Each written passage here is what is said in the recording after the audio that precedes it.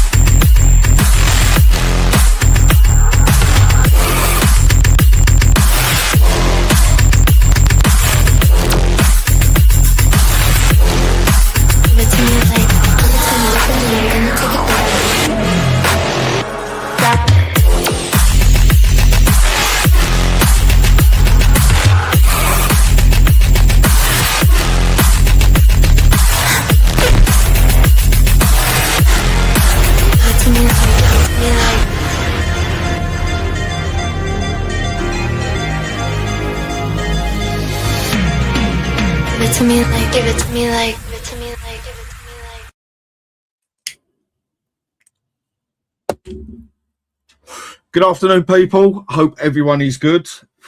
I mean, life is obviously going to be better than being a fucking Spurs supporter right now. I mean, the question is, where the fuck do you start with this one? Where'd you go? Where'd you start?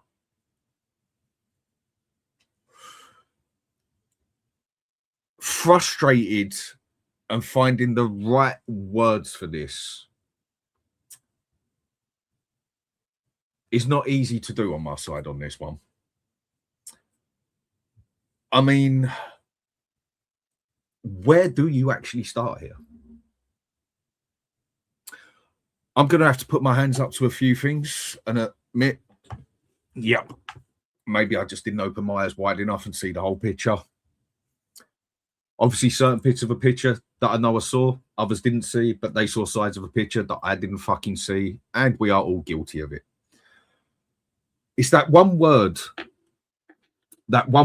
especially as a Spurs fan, that just comes into your life. And this is one thing we are all guilty of it. Some more than others, but all guilty of it. And that word is called hope. Hope. But then you look at it and you just think, why do I even get hopeful with this fucking club? Why do every season or things happen, you think it ain't going to be worse? I've got hope it's going to improve. You get a new manager, You get a new player. Levy fucks off. And you sit there and it's just the same Spurs, just a different fucking day. Same Spurs, different fucking game. Same Spurs, different fucking season, different new year. And I'm agreeing with a couple of people are feeling. I am already starting to feel now what it took Ange nearly 2 years to make me feel. And that is, I just don't give a fuck. I know there's other people saying it as well. And do you know what? I'm going to have to agree with them. I'm literally at that point where why should I even bother? Why? It's like getting back into a relationship that you've been into 10 times. And the reason I use a woman as an example here, because it is women I go with. And every time you went back with her, she went and slept with another bloke down the pub. And at least 4 of them was your fucking mates. So-called mates. But there's that hope she's changed. There's that hope that it's a different person. No. Some people can change. I think men, what we do when we start getting into our mid-30s, a lot of us, we actually start growing up a bit. But women, obviously, they grow up a lot earlier than men do. I'll put my hands up to that one. Hands down. But some things just don't fucking change, do they? Some people don't change. Some things just, it don't change. It is what it is, and it is what it is. And at the moment, I'm just looking at it and I'm just thinking, it is what it is. Nothing is going to change.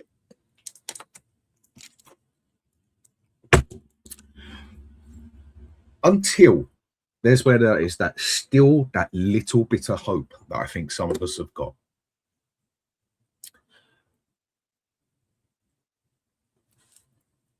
Until these owners fuck off, nothing's going to change. Or unless all of a sudden they do the miraculous thing and they change. But some things, they just don't change.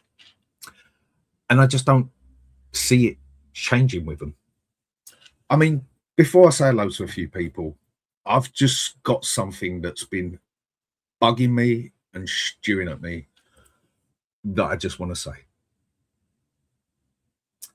I mean, how do I put this? Let's just get to it straight away. Straight away. Let's just get to the point. Daniel Levy is gone. Baked potato. See you later. He's fucked off. It is what a lot of people wanted. It's what a lot of people didn't want. And you know what? And somehow, maybe it's just me on this one, but I'm pretty sure it's not. Somehow, we're worse. And if you're sitting there thinking, give it time, or it's early days, we're rebuilding again, congratulations. I think you're already proving my point.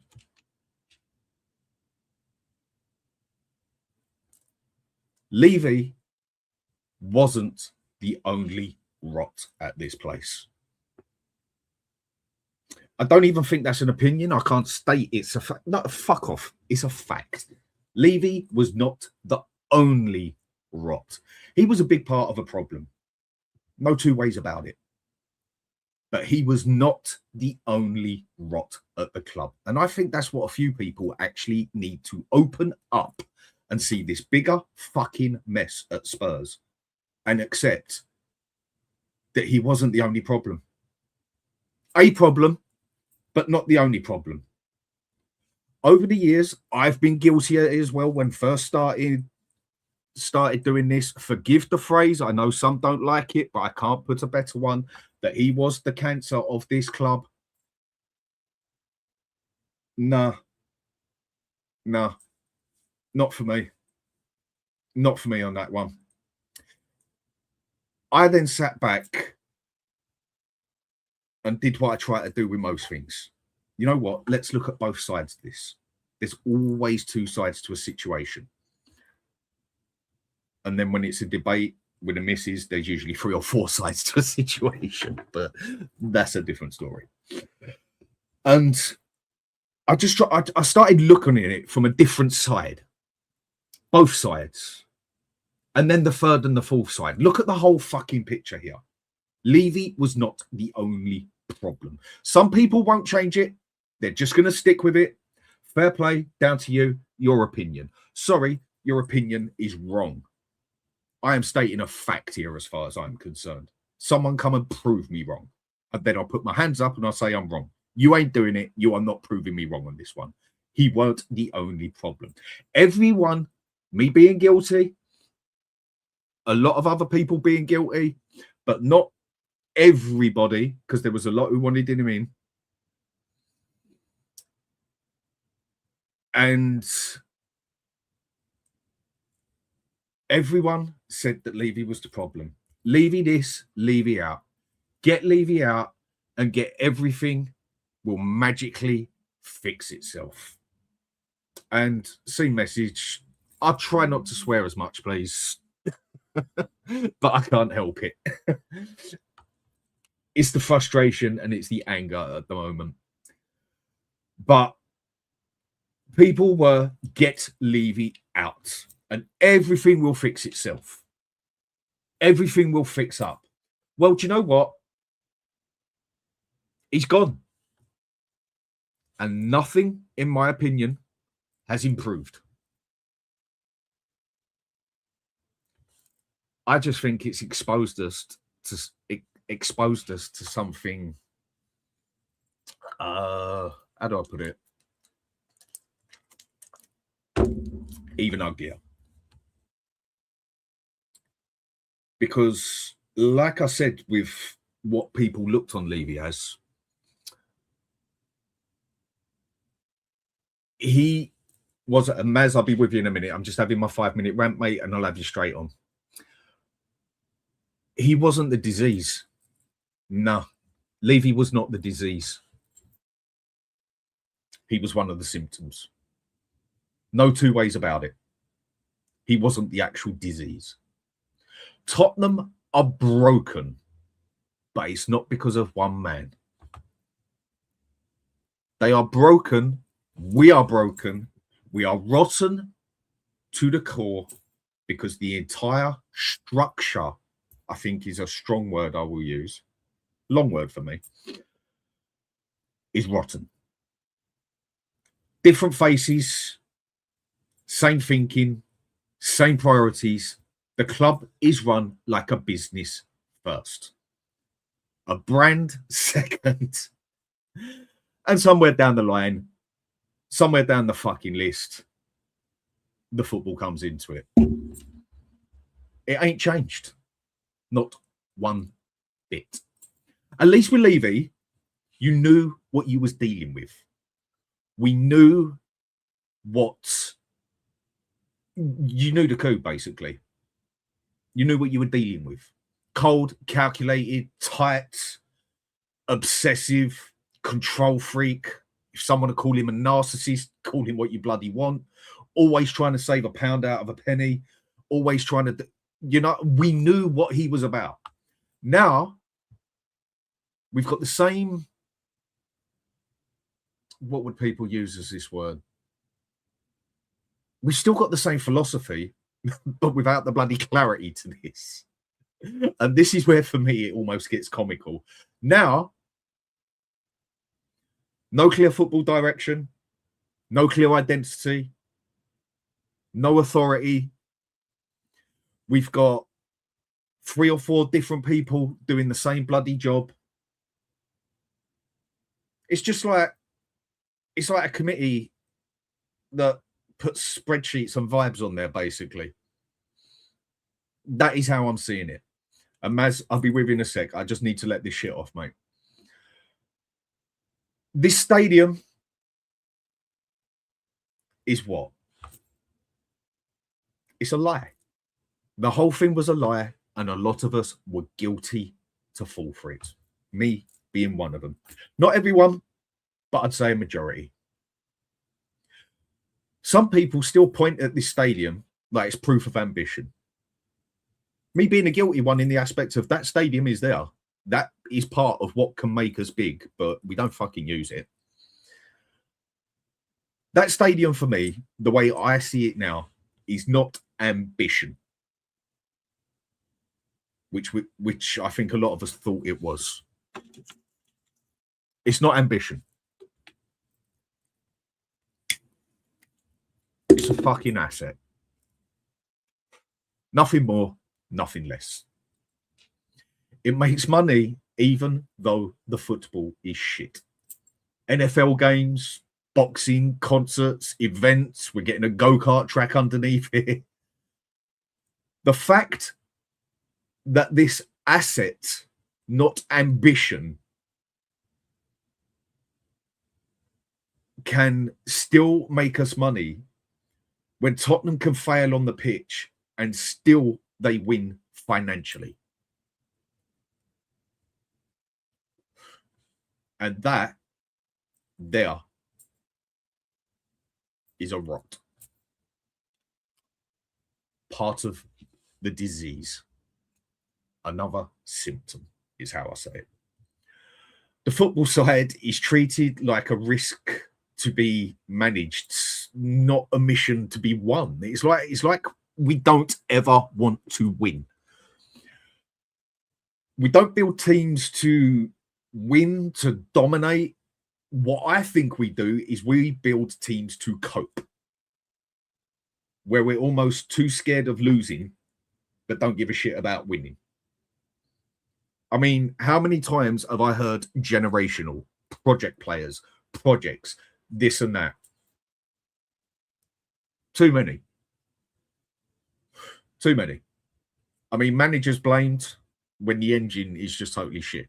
And yes, there have been managers to blame. I am not impressed with Thomas Frank at all. I still stand by what I said about Ange and other things. But starting to look at it more and more, do you know what? Sava, you got a point in the aspect of he's the main one who says it. He's the main instigator of saying this. Frank goes, who the fuck do we get in next? And then we start again. So on that one, do you know what? I put my hands up. He's right. He was right on that one. And he's the main one who says it. I know there's others out there who said it, but he's the main one who says it on his channel. So do you know what? That one, you win. If it's a win-lose. Call it a figure of speech. But he is the main one who says it. Where do we go after that? Every season is the next fucking window. Every manager needs time. Every failure is unlucky. Nope, not for me. It's the disease at Tottenham. And that is why this club is what it is, basically. From the outside, I would say we look world class. But on the inside, it's cheap. It's dirty. It's not, forget about second hand, it's fifth hand. We ain't going to win like that. No one ever will. Look, the last I'm going to say to this and then bring Maz on, he's waited there. Thank you, mate. Changing the manager, it ain't going to fix shit. It ain't going to fix this. Changing Levy weren't going to fix this. One window ain't going to change it. One window ain't going to fix this, because the problem is who is owning the club. The Dons at the top. It's what this club exists to be, as far as I'm concerned. And that is a business. And until Tottenham decide, the owners decide that they exist to win football matches first and make money seconds, this cycle is just going to go on and on and on. Different faces, same fucking ending. So yeah, Levy's gone. And if anything, It's just proven the truth to Spurs fans who are willing to listen, but some who just don't want to hear it. The club ain't unlucky. We ain't fucking cursed. We are just rotten to the fucking core.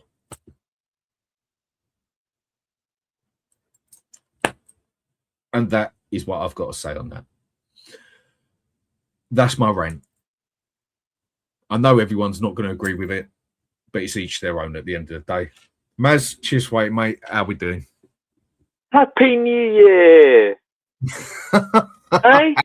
Can you hear me all right? Yeah, I can hear you fine, mate. I just had to let that off and let everything go on that bit, mate. So cheers for that. Yeah. No worries. It was an enjoyable listen. Well, what can I say? I know there's going to be What ones can who I say? don't agree with it. It's each their own, mate. But Well, it's sad that we always have to keep repeating the same things over and over again, and it's sad that we always have to do the old "I told you so" type speech. But unfortunately,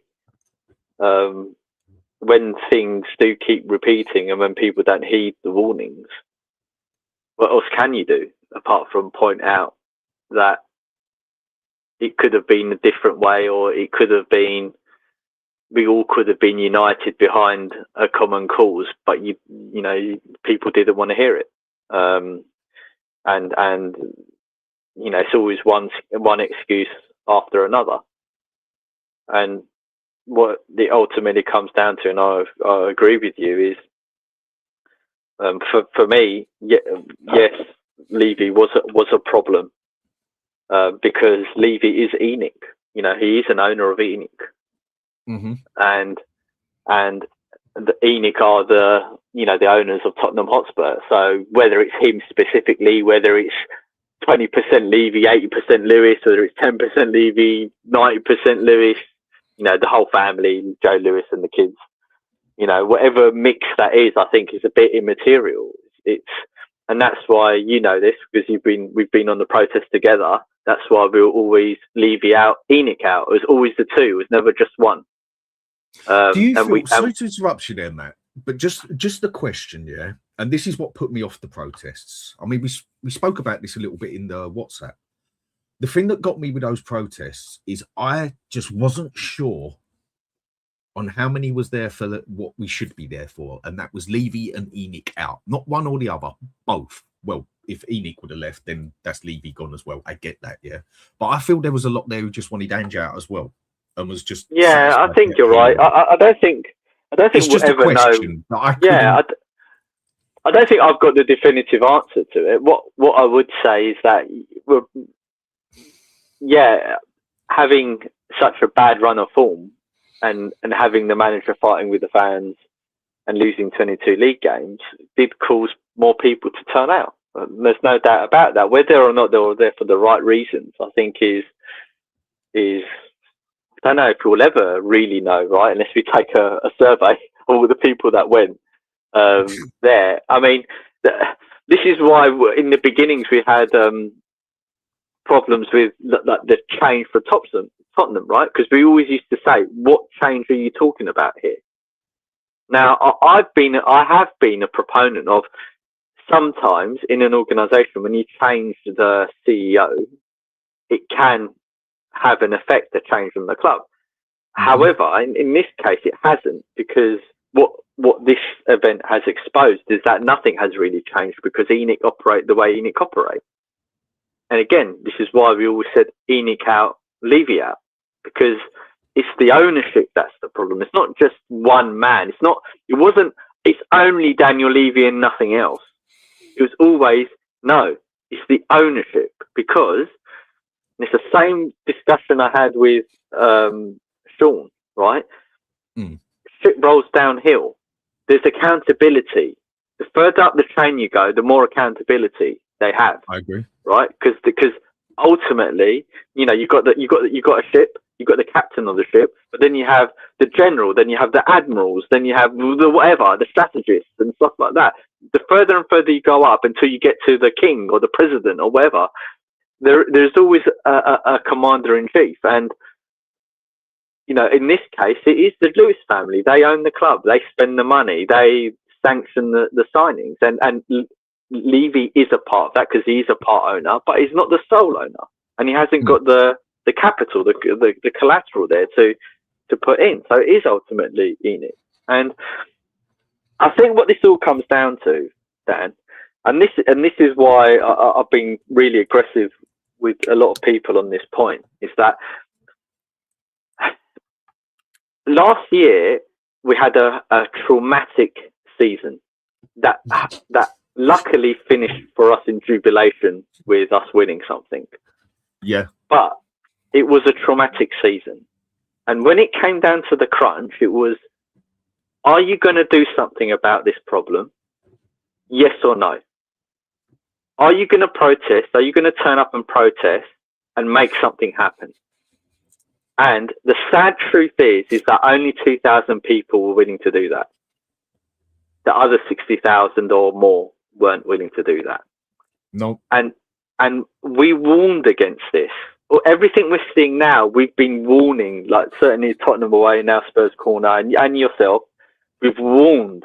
If we go down this path, things are going to get worse, right? There's not going to get better. Conte said it doesn't matter what manager you have. If the aim of the club is not to win, whatever winning means, right? Whether it's a league, whether it's a cups, whether it's whatever it is, if it's not to win, then what do you expect? You're going to have chaos. An organisation needs to be pointed to the highest honours. And if you don't reach the highest honours, that's fine, but the ambition needs to be there. You need to have a goal, right? And this company, right, this ownership has never had a goal of being the biggest and the best club at winning what really matters to every club, which is trophies, right? That's what ultimately matters. That's the whole point of the competition. And so what I will say to the YouTubers, and this is not out of malice, right? I know I dig people out on it, but I don't do it. I hope I don't do it in a malicious way, right? But it's like, you didn't want to protest. You spent hours arguing with us that protests don't work. And my argument always was, okay, but that's the only tool we have. We don't have any other tools. Then give me another option, basically. Yeah, we don't have any other tools.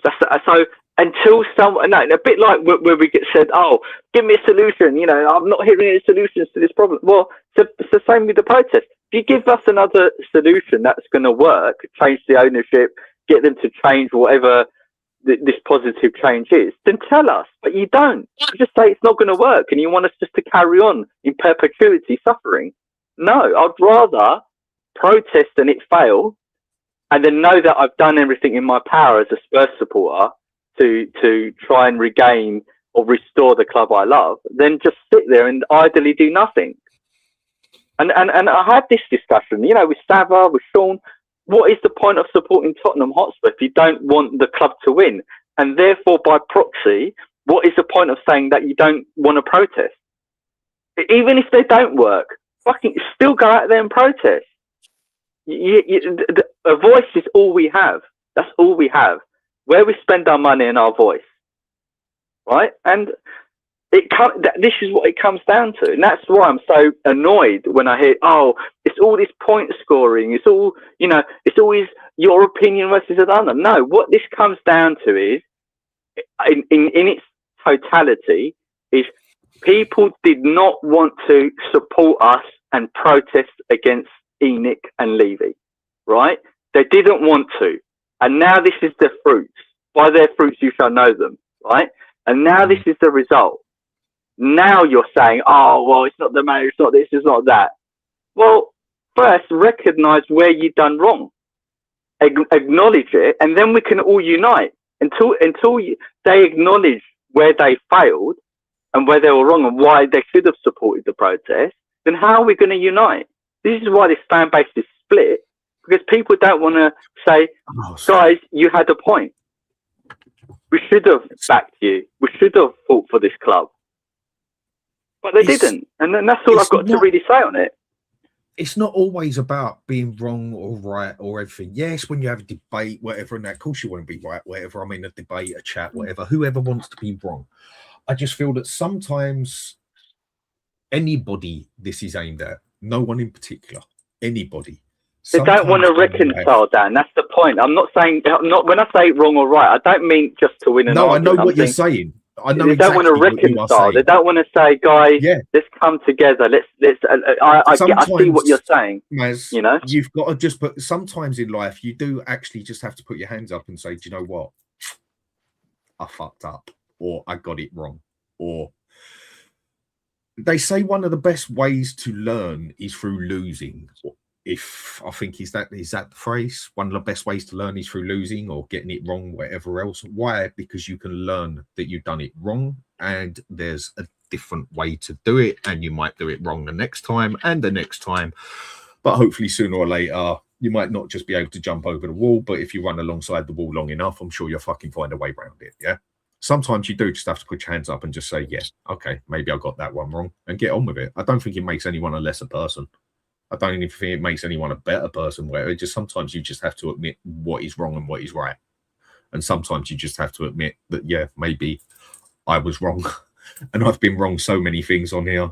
I've been right many of things on here, and sometimes it is a bit of a point score thing, whatever, and that because it's a bit of fun in it at times, in some ways. But overall, sometimes you just got to put your hands up and say, maybe I need to listen to the other people. Dietrich, Ellie, how are you two? Yeah, all right, man. Good, how are you? Good. Same Spurs, different day. Happy New Year. Right, I want to say about your thumbnail, fucking fantastic, Dan. Right, because you know when you've got a rotten apple, right? What do you do with it? You bin it, don't you? Yeah, you bin it. You don't go and eat it. But what we're doing, we're eating from the apple that Enix's raw shit show as levels, higher levels than we ever expected that they've reached, right? So we haven't binned it. Like Maz said, we didn't protest forcefully to get the whole disease out of the club, right? And now we're left with the disease rotting and rotting and rotting. And that apple, right, it should have been binned. It should have been binned, but we didn't stand solitary together. You wouldn't even feed it to a fucking dog, would you? And you know what, Dan? Now our fucking players are having a go at the customers. I said in Spurs chat, I made a big rant, but I made very good points. I said that in a normal corporation, right, in a business, the customer is always right, yeah? And if the customer's complaining and then you have a go at that customer over the phone or at reception, you're getting fired, mate, aren't you? You're going to get fired because the boss won't stand for it. But our bosses, they don't do that. They just mollycoddle the players. They mollycoddle our managers. And then they use the manager as a scapegoat for their shit show. That's what they do. So they survive another year. The manager's gone, then they bring another fool guy in to take the brunt. Yeah, and you're right about Suffer saying that as well. He did. He said, what do we do after this manager goes? It's still going to be the same shit show until we all get our act together and get the whole lot of them out of our club. That's my rant over. Over to you, Dan, whoever you want to bring on next. Ellie, afternoon, Ellie. Ellie, on that point, though, right? On that point, Ellie, it's all very well saying that, but you can't, on one side of your mouth, say that, and then the other side of your mouth, for the last 3, 4, 5 years now, say protests don't work. There's no point in protest. Leave ain't going anywhere. Because it always comes down to, okay, if there's no point then why are we talking about Spurs? Why are we complaining? Don't complain. Don't complain. Because you're endorsing this by not supporting the protest, by saying it won't work. Do you understand what I mean? It's like pointing out the problem and calling for unity, but you don't endorse the solution. or the only course of action we've got. What, And me that's not personally, right. don't. Me No, not personally. you. Not you. No. I'm talking about In general. Sava and the people. And again, I'm not trying to. Yeah, this is not about I Sava. get I'm just I talking get about that school of thought, right? I get that 100%. So that's where we've all got to come together. Exactly. Yeah. Yeah, we've all got to come together as one mighty force to get these owners out. But the thing is, it ain't gonna happen. Well, look, It they said what that should, what could, and look though, Dan, they said that in America when I don't like to bring politics into it, but the lady who sat on that bus and she changed the whole ethos, right? It didn't cure everything, but it got civil rights and, you know, they fought for what they could get, right? bit of a different thing though, there really. Yeah, it is a different thing, but it's the same thing in respect that they had a disease and they wanted to get rid of the disease. They haven't got rid of it completely, but what we do, right? We give 2,000 fans on the high street and 60,000 fans go into the stand. Yeah, so that's an imbalance. What I'm saying, we need to get a balance where 60,000 fans are protesting on the street or more, and just 2,000 go into the ground. There's a total imbalance it's annoying. in the protest. Dietrich, mate, go for gold. What was the question again? There's no question, mate. Just say what you got to fucking say. Yeah, get it off your chest. Oh, there's no question. Okay. Yeah. Well, first of all, I want to say I told everyone that nothing's gonna change, but nobody listens once again. When That's that everyone hope said, thing. "Oh, no, there's hoping, and then there's delusion, and then you're maybe on drugs." Yeah. I go down that route, Dietrich. Fair point. Yeah. But then when I hear people say, "Oh, we have a new model, a new ethos," and all those buzzwords that most of them make no sense. Gaslighting Well, you gotta it up, look at basically. Yeah, you're trying to gaslight yourself, and you're just lying to yourself every single time. Yeah. Nothing will change at this club. Do you know what you need? It's like when your PC is frozen and it keeps freezing every single time. Do you know what's the best thing to do? Just do a Get a new fresh one. restart of everything or get a new one. Yeah, But the most rip it likely up. one, because nobody has the money to buy a new one, so you're going to do a hard reset. Do you know what Spurs really need? It's a proper reset, which is relegation. Just like West Ham will happen, because nothing will change at this club. And the same people that keep on crying still have season tickets, still go to the away games, still buy the merch, still praise these players like nothing will change at this club. And I promise you, if we do not, do you know, like when we used to say, like, sometimes people need to go to the lowest points of their life so they can excel in the future. That's what Spurs need Sometimes right you now. do. Sometimes Yeah. I think you just hit that true there. Yeah. Sometimes in life, and I can only vouch for myself here, but I think I can put it forward for a few people. You get that point where you think you've hit a low, but then all of a sudden you realize you didn't hit that low. Yeah. Because the next time you hit the fucking because you hit the fucking floor. Yeah. And then there's only one. Then there's only two options. You either stay on the fucking floor and you might as well be dead, or you basically, I know people don't like the phrase, but it's the phrase, you basically man up and get your shit together because no one else is going to do it for you.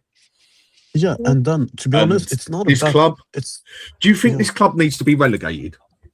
no, it's not. It's not like any. I know it sounds terrible. I know people are gonna say I'm not a Spurs fan, but relegation sometimes it's a good thing for you because it gets you back to your reality. We're not that club that everyone thinks. We're not a top 6 club.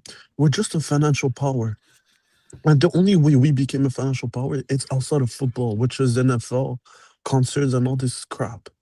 Stadium, the asset. Stadium, and the only way Spurs fan can finally, like, do you know, like, we can stick together, and there's gonna. Do you remember when you used to say, like, divide and conquer?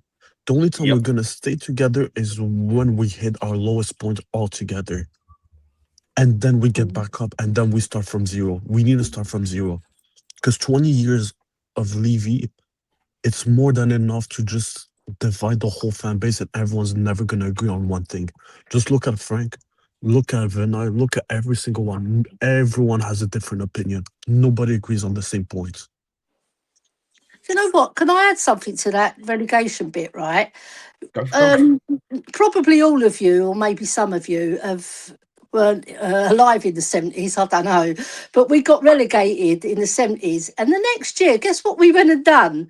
We bought 2 World Cup winners.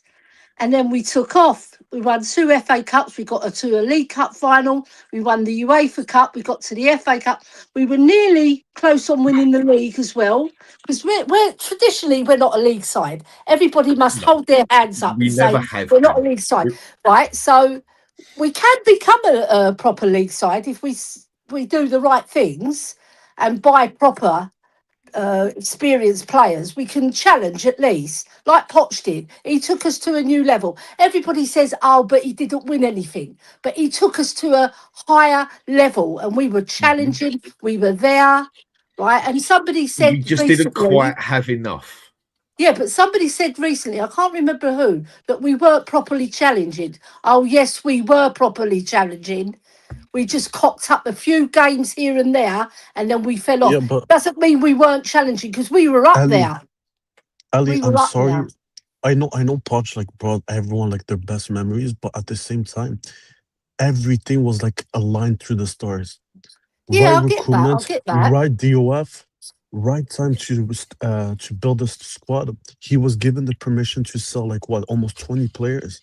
If you bring Poch in right now, it's gonna end really badly the same way as Frank, whether we I like it don't or not. know. The I'll only way, contest that. because look at it this way, Ali.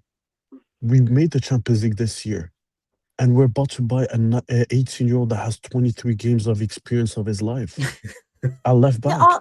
I And get you- that. Yeah, but I Dietrich, get that's that, but not true. You're doing the same thing as what Danny done, and it's the players. Is that nothing will ever change? Yeah, nothing will ever change in the macro level, right? But that doesn't mean that you can't have a manager that does well under these I never- circumstances. Otherwise, Yeah. we wouldn't No. have had Joel. We wouldn't have had Redknapp. We wouldn't have had Poch. We wouldn't have Jose. We would have Conte. There was all under this leadership. What we need to, this is why we always argue, because we always get stuck on this point. When we say change the manager, we're not saying that a manager's going to come in and all the problems are going to disappear. that's right. We're just saying we need to stop the bleeding. Yeah. Yeah. Right. And once we stop the bleeding, then we can focus on what is next. But you can't do what is next without stopping the bleeding.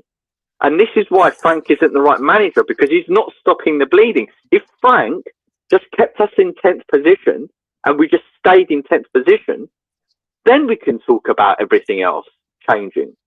But we're not that. We're just thinking. And you can't continue to think and then say, right, we need to change the ownership, because you need to, in if you want to fix something, you first need to stop the bleeding and then think about the strategic stuff you need to change. Yeah, but the difference. You've got to stop the heart attack then. No, but the Yeah, difference. exactly. Not just the blood, not just the bleeding. No, You've got to go first straight of all, to the Maz, heart. First of all, Maz, you can ask Dan. I'm not a Frank fan, so trust me, I want him out.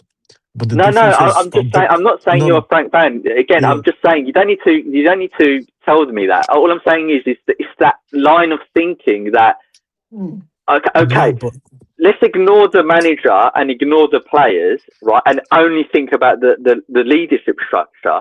Okay, but that means you're going to get relegated, or you're going to finish 17th again, right? And Yeah, that's but what the fans at the moment are worried about, right? So what we need to do is first stop the heart attack or stop the bleeding, whatever analogy we want to use, and then think about, right, what do we need to change at the club, right? Yeah. That's why I didn't agree with just blaming the players. It's everyone that's the problem. yeah, but It's that's like when I Dietrich. It's like when Yeah. you're in an office, right? And you're in, say, a sales office, for example, right? And you're pulling your weight, right? You're doing your bit, right? And the manager is on Google, on Facebook, and he doesn't give a damn, right? And the whole corporation goes down because of it, right? Because it doesn't seem like, with his words, it doesn't seem like he wants to be here, and he's very Yeah, flippant but with things. the issue, Ali, you see when people say stop the bleeding, yes, I agree. The manager, of course, is the biggest issue at the club right now. But when you get shot 5 times on the chest, like it's a bit hard to stop the bleeding. You need to stop it on all 5 points. And at Spurs, it's all 5 of them. But you That's don't the want to put a problem. plaster Dietrich, over it. you say shot 5 times, mate. The way we get done every time is by a fucking pump action shotgun, for fuck's sake. and we Yes, end up- it's like a Yeah, it's Yeah, So the I mean- problem with your analogy, Dietrich, right, is we got shot 5 times, and what you're asking is to turn us into RoboCop, yeah? You And we ain't know, going to you turn just into took the word out RoboCop, of my mouth. right? We Yeah. ain't going to turn into RoboCop. It's impossible. We don't have the technology, yeah? What we need to do, right, like I said, is the immediate problem now is to stop sinking in the league, right? That may mean changing the manager. It might not be the correct thing to do. Maybe the right thing to do is to keep Frank and hope that he turns it around, right? We can argue about that, but we need to stop the bleeding. Then we think about, right, what do we need to change at the club? Because you can't get relegated and we're getting relegated, but we're worrying about bloody Paratici and Lange and Vinay. How does that work? We're going to get relegated. None of us want to get relegated. Maybe Yeah, you but do, Maz- but everyone else doesn't. Yeah, but Maz, I Ben. can twist it. Hang on a sec, Can I just have- Dietrich. Okay, Go sorry. on, go on, Dietrich. Let the No, man just speak, quickly. Danny. Yeah, just quickly. But Maz, when you say, yeah, we can change the manager, I agree with you. We should change him. But we don't even know who's the DOF. And let's say if we change the DOF, like let's say in the future, let's say, and then we hire, let's say, a Glasner in the summer. Who knows, like him and Glasner don't get along. So we're going to start back from zero once again. Unless But we don't. start from the But this is all. But Dietrich, it's look. We can't. We can. All we can do is speculate. Yeah. Right. Now, I can tell you what I would do. Right. What I would do is I would bring in. I would get rid of Frank. Right, because he's a secret goon in disguise, and we can joke about that later on. Right. Yeah. And I would bring in. It doesn't matter the manager's name, but just hear me out. I would bring in. Let's just say, for argument's sake, a Klinsmann or who's available, or a Joachim Low who's free at the moment, or someone like that. Right? Say to them, look, the season's finished. Right? We know it's finished.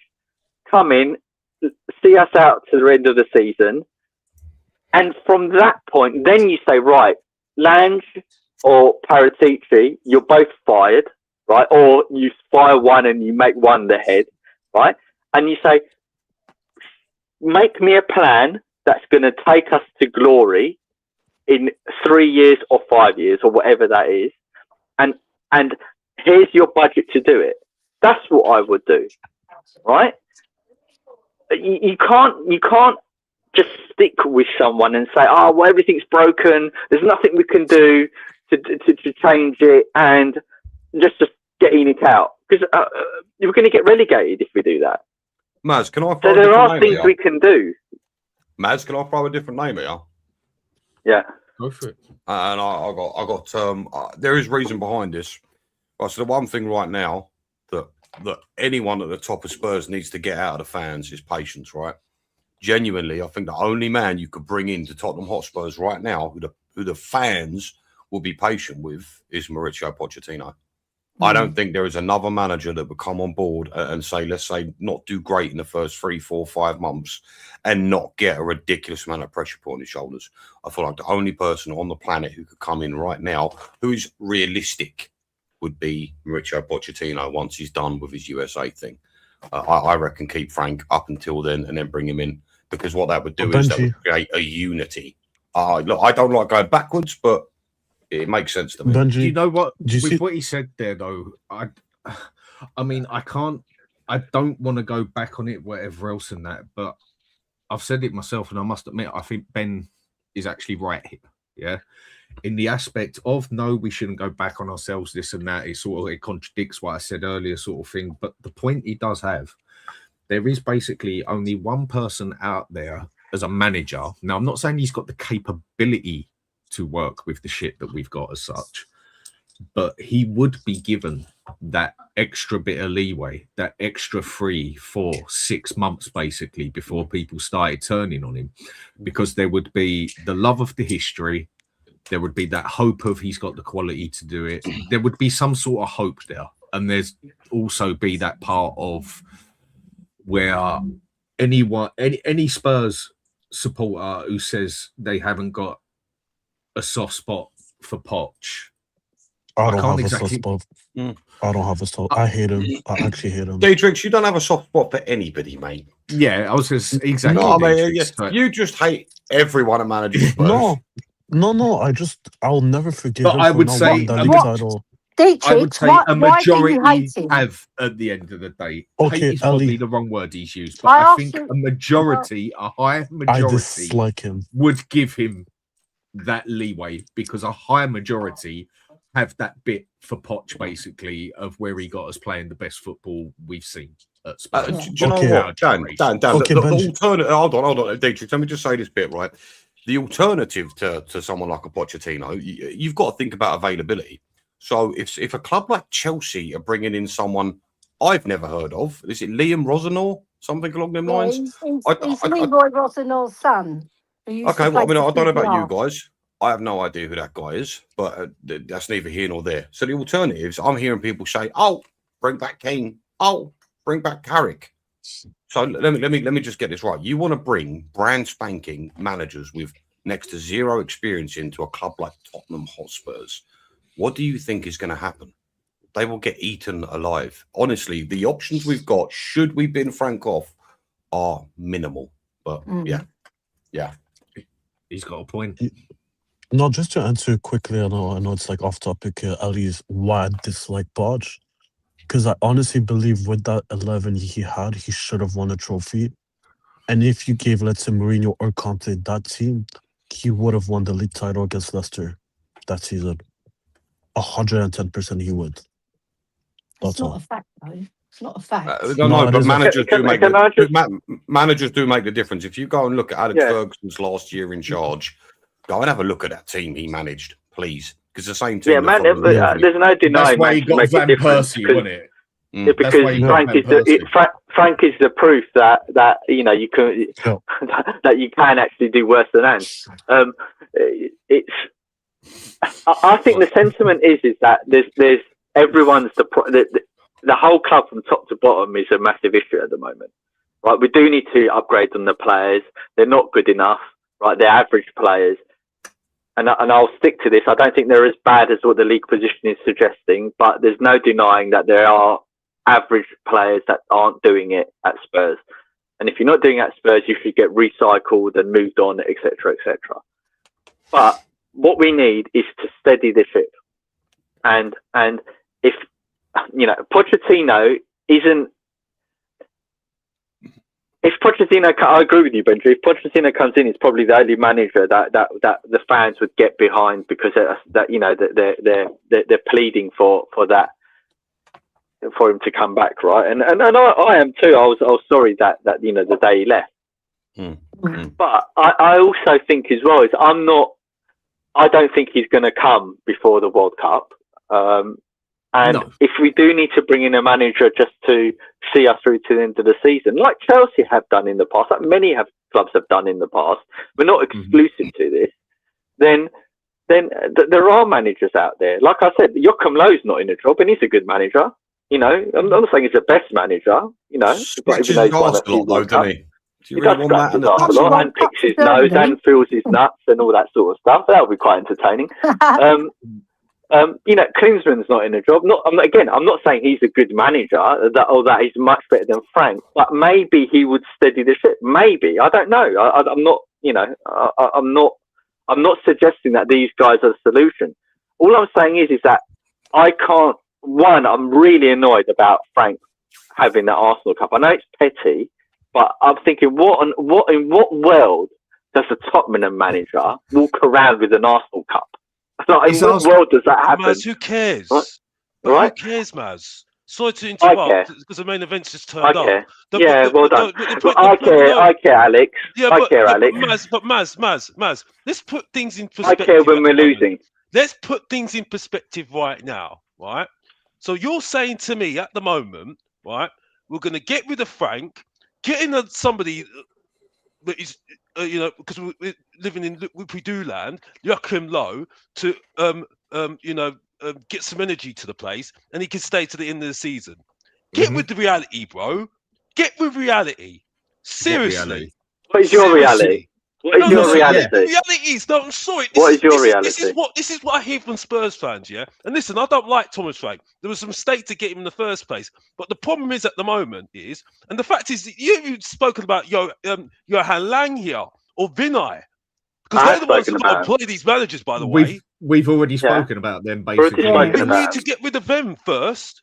And at the moment... and get relegated at the same time, Alex? So you want us to get relegated? Yes, we do, because at the end of the day... No, you're not listening to what I said. I said, and get relegated at the same time. So let's look at it like this then. Let's look at it like this. What is the purpose of Tottenham Hotspur right now? Is it to win? Or is it to play good football? Because at the moment, I don't even know what it is. I don't care about that. All I care about at the moment... Alex, hang on a sec, mate. You've said your bit, Alex. Let Maz reply. I haven't finished. Alex, I haven't finished that. I have not finished. Let me finish my point. Is this a conversation or are you just going to monologue? No, I'm monologue. I've just asked the question to you. I'm asking you, is it a conversation or are you going to monologue? No, I'm not monologue. I've just asked the question. I've just asked the question. Hang on. He wants to answer part of your fucking question. Just let him do it and we come back to you. Alex, I understand that there's a bigger problem at the club, right? No one more than me, right? And the Tottenham away boys, right, have been going on about this for the last 6 years. Yeah, we know what the problem is. All I'm saying now is you need to stop the bleeding. Otherwise, we're heading down so fast. Before we know it, right, we'll be in a relegation fight. Now, I remember what it was like when we nearly got relegated when Aussie Idealers was there. Yeah, and it wasn't nice time, right? So we need to be sensible and bring someone in who can steady the ship. So right? Now, you're telling me that Vinay and Johan Lang are going to be able to do that right now. When we don't know. Who do you know who's okay? But the thing is, none of us know what options are available out there because we're not bloody in football. There's no options. That's the problem. There is options. I just gave you some options. There's no options because look at Manchester United. They've got their bloody manager. Look at who they've employed right now. Alex, I just gave you some options, Alex. Johan Low. Now look at it doesn't matter the name, but the point is there's managers out there, Alex. Right? Yeah. Hang on a sec, Maz. There's an answer here, yeah? Thanks for the super chat, mate. I can't pronounce your bloody name, mate. I do try. It's a user. We did this last week, Dan. It's a user, maybe. A user. That's it. A user. Yeah, just call it a London thing. And he says bring in Nagelsmann and Ralph Rangnick to possibly stop the raid. Now, Nagelsmann was one I was very interested as a manager in the first place. I think, Alex, the point people are trying to get to, is that the season is done. It's fucked. It's finished. It's done after over. Saturday. After Saturday. Yeah, basically, yeah. Unless we have some miraculous FA Cup, which is not impossible, but it ain't going to happen. You wouldn't put your house on it. For sure, you wouldn't put a pound on it. But what people are saying is, okay, let's just try and level the ship for the next 6 months of the season. And then we start again, basically, with if we bring in Poch or if we bring in whoever or if we bring in Mickey fucking Mouse or whatever, will anything change? But I think that's what people are trying to say, because the way it is with Frank now, it's looking like it's lost. It's looking like the players have lost it. The players are starting on the fan base. Yeah. The fan base are starting on the players. The manager's giving it to them and everything. We've got a captain writing messages and then fucking getting big up for it and then deleting. Hang on a sec, Alex. And then deleting parts of the messages and everything and that, yeah? We've got Van der Ven, who is one of our most reliable players, then going up and starting punch-ups with a fucking thing with the fans and everything.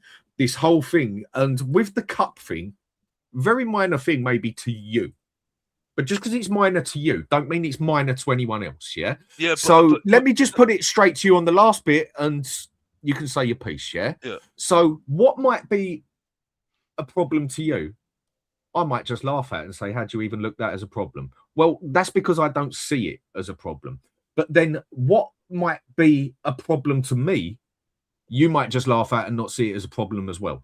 Okay, that is just purely an opinion. And with everything going on, him standing there with that Arsenal Cup, last of the problems that we need, a very petty thing in my opinion, yeah, as well.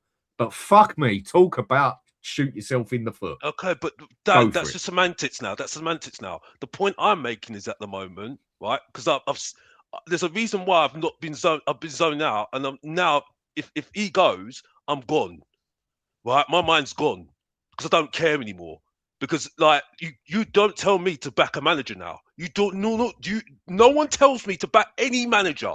Right? Because I've got loads of people having a go at me about Mourinho, Conte, Nuno. When are you going to back a manager, Mr. Box Office? When are you going to back a manager, Mr. Box Office? Well, I've had how much evidence that we don't do it because the director of football have never been right. Okay, it's never connected. Right? We don't know what we want. We want to either win like we've done last year. Right, the way that Ange did it last year, which wasn't free to phone attacking football, is what Romero and Van der Ven did, right? And it's now come seeped into this season, right? Now we're going to sack this manager, right? We're going to get an interim in. We're going to say, oh, by the time of the owners, right? And we know what happens after that. We buy the time of the owners, we get somebody else in, and then see people have got a problem with that one as well. Because the manager's saying that he doesn't get his plays. When you know no manager right now in 2026 does get what they want. They don't get what they want. The club should have a process and a strategy and an identity, what they want to do. So now you want to talk about it, Alex. Right? I've been talking about it for the last few weeks. So you've been coming on the shows, right? This is the problem with you going on all these different shows all the time, right? Your minds get corrupted with everyone else's point of view. You go on these shows, right? And then you're like, I don't want to talk about Daniel Levy. I don't want to talk about this. I don't want to talk about that. And now all of a sudden you fucking care about it. No. I didn't say about Daniel Levy. I said about the identity and what we need to do. Where does the identity of the club come from? The owners and the board. Yeah. But if you want to go there, Matt, that's fine. Let's go there then. Alex, Daniel Levy, just calm down. No. Yeah, I'm Alex, calm. Dan, stop doing that. Don't do that. Yeah, I'm passionate. Well, that's what I'm here to do. I'm not here to sing Kumbaya. I'm here to have a chat with Matt. The point is, though, yeah. Well, no. Don't start with that. Don't start with that, Dan. Yeah, I'm fine. I'm not here to sing Kumbaya. I'm here to make my point. That's what I'm here to do. So, okay, yeah, Dan. I've got a loud voice. So stop doing that. Yeah, then don't do that. My point anyway, to Maz, yeah, he's a big boy now. I can take it. My point is anyway, yeah, right. And if you're doing it because of the chat, don't even try that. My point is anyway, yeah, right, Maz. If you're gonna do that, then yeah, Daniel Levy was a leader.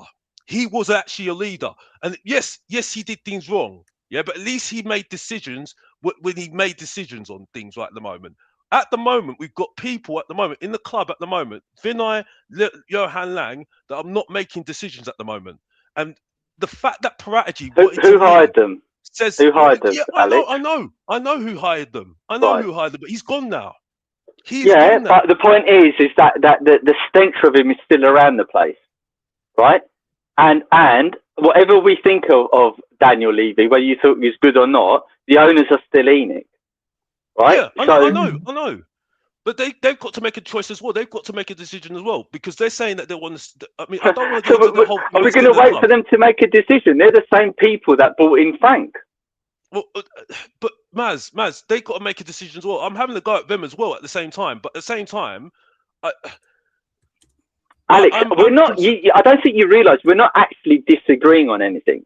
All I'm saying is. We are not disagreeing on it. No, I don't think we are. Like all I'm saying to you is, Alex, is for the change that you and I want to see, because I also want to see direction. I also want to see football people come into this club. I also want to see better players. I want to see better managers. I want to see better owners. For that to happen, Alex, you need to stop the bleeding. Because what I don't want to see is I don't want to see us get relegated. But I don't think we're going to get. I think the problem is at the moment because, to be honest with you, Maz, I think it would be better if we were actually near the relegation zone because I think some of them will actually wake up and smell the coffee. You know what I mean? Because at the moment, I don't think because we're so away, we're not that much away. We're a bit away from the relegation zone because the 3 teams are doing really badly at the moment, right? I don't think they're smelling the coffee at the moment. What you're saying, and what you're saying, Alex, we're reactive, not proactive. Exactly. That's it. Exactly. It's what we always have been in that aspect. Yeah. I mean, Ben, you ain't had a chance on here yet, like everyone else has had, to give your whole point on this whole situation. Yeah, Right. Go for it, mate. You're Well, the only one. look, I'm coming back to that because you. No, appreciate you. Thank you. To say. By the Go way, for it, Ben, mate. are you back in Frank? Are you back in Frank? Well, I'm sure he will say all that in a son of minute. a bitch. I'll get to that. Don't you worry. He's fucking got me already, isn't he? Fucking bastard. Right. So look, what can we say about Tottenham Hotspurs in the last 24 hours? It hasn't been said again about Adolf Hitler. Look, shit isn't good right now. And I feel like a bit of an idiot, I won't lie, because for the last sort of 5 months, I've been backing Frank. I mean, look, if I step back from the situation, I look at Frank as a whole. Do I think he's a good manager? Based on what he did at Brentford, yes, I do. Do I think, given enough time, could he maybe get us competitive again? I feel like if he gets what he wants, he probably could. However, and this is flip-flop time. There you go, Dietrich. You're happy, mate. Look, listen, there are 2 words, consistency and cohesion. And since Frank has been at the club, there has been zero of both. As for the game last night, I've got no words. Look, there was a couple of semi-decent performances. I liked what I saw from Tell. For me, Paulinho's just a fantastic footballer. But aside from that, again, it comes back down to consistency and cohesion. We are a team that has zero cohesion, and it's at this point, I am now questioning whether Frank is the right man, because you know what? If you can't get results even in a rebuild, and I understand, and I'm sure a lot of you do as well, that we are in a period of change.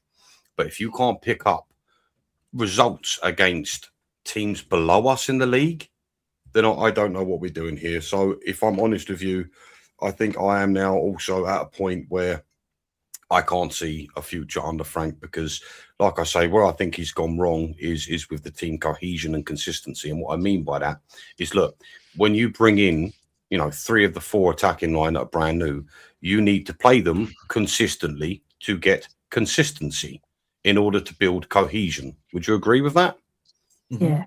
So this is it. And if you're not doing that, is a major thing, isn't it? This is the thing. It builds, and you can see by the way we attack. I mean, how many times have we all seen these games go by where players are making passes, little flicks in behind, and other players they're not savvy to what everyone's doing. So, for me, there's a serious problem with cohesion. But you're not going to get that if you're not playing people together consistently. I mean, we've watched games where Paulinho, who's been out of the team for 5 games, Xavi 5 or 6 games. This isn't. I think the only player that Frank's kept in this whole time is probably Kudus. And you're chopping and changing. He's out last night. Now, isn't he? Bentancur? No, he's not. Are you serious? No, you said no. When you Kudus, just said Kudus, yeah. I was just saying he's out for the season. Now, isn't he? He's done it. How do you know that? Has that been confirmed? They're saying he's got to have an They're saying he's got to have an operation on his hamstring. So if he's having an operation, that means it's at least a second tier. The second tier he's got. Can I just ask the question? Can I just finish my conclusion? Let Ben finish. Sorry, Alex. Right. Look, my conclusion on all of this was useless. What did you say? What was that? So I said that debate with Stell was pretty useless then. I don't know what you're talking about. What debate? He's allowed. Everyone's allowed their opinions. Go on, Ben. Carry on. Look. There's so much to say. There's so much to speak about. But look, my conclusion on it is, I think it's time for Frank to go. Because I'm not seeing a world where this is better. Did you say you were wrong? I'm wrong. I'm happy. I'm happy and man enough. Okay, fair play. Fair play. So talking about being man enough, I'll tell you what, I come on here and the first question I got was, hey, Benji, has a man ever entered you before? That's a lovely way to welcome someone, isn't it? Cheers, whoever that was. Fucking hell. Can I just ask you? Yes, I have. Can I just ask you a question? Because were you? Listen, I'm not going to get into the Frank in, Frank out debate. That's nothing. As far as There's no point. but if you're, why do you think he's because I look at the fact that they haven't bought any players in at the moment. Do you think that's now because of the owners not believing in what he is? You know, they're not sure about him at the moment, and that's why we haven't seen any signings at the moment, because that's a concern for me as well. For me, you know what I mean? Alex, it's a great question. It's a great question. I think there's only two answers. It shows you, and it goes back to the whole. I know we have to go, and again, I think because me and Maz were kind of in cahoots a little bit, but you can see that we're on the same wavelength a little bit on this one, though.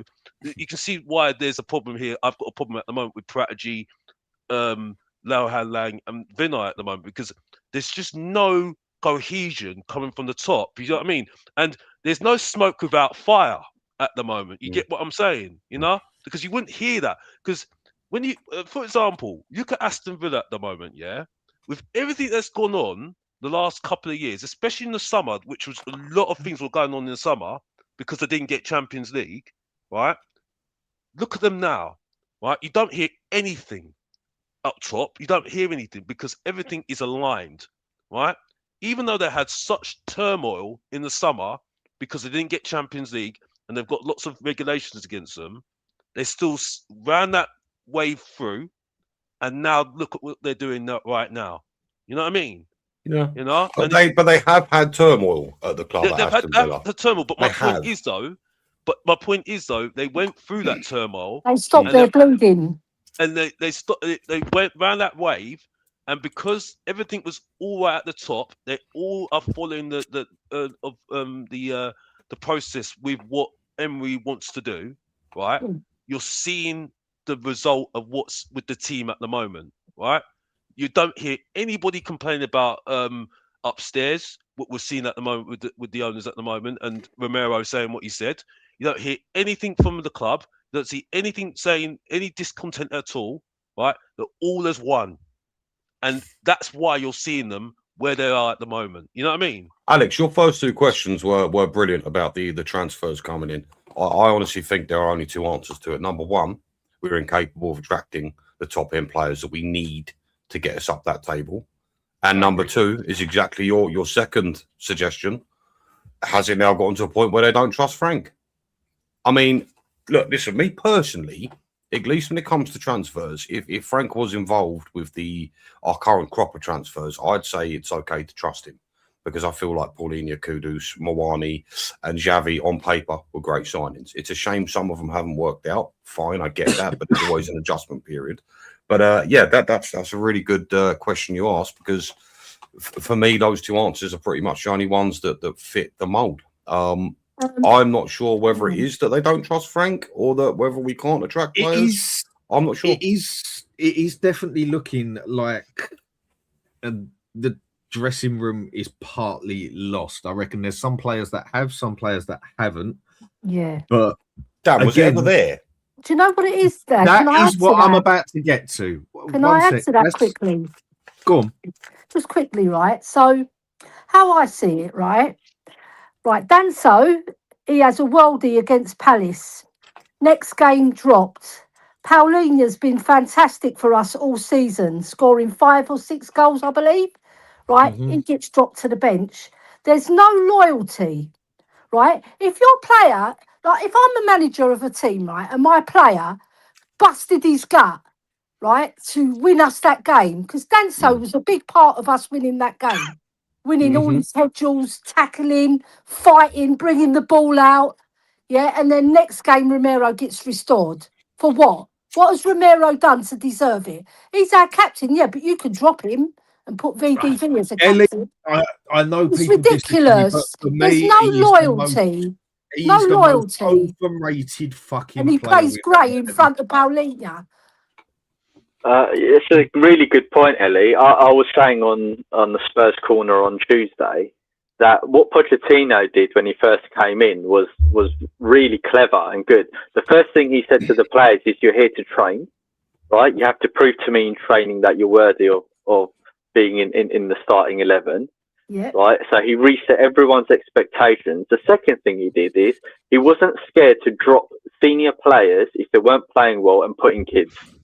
like he did with Mason and Bentaleb when they came in, right? Do you know what else he did, Maz? And go on.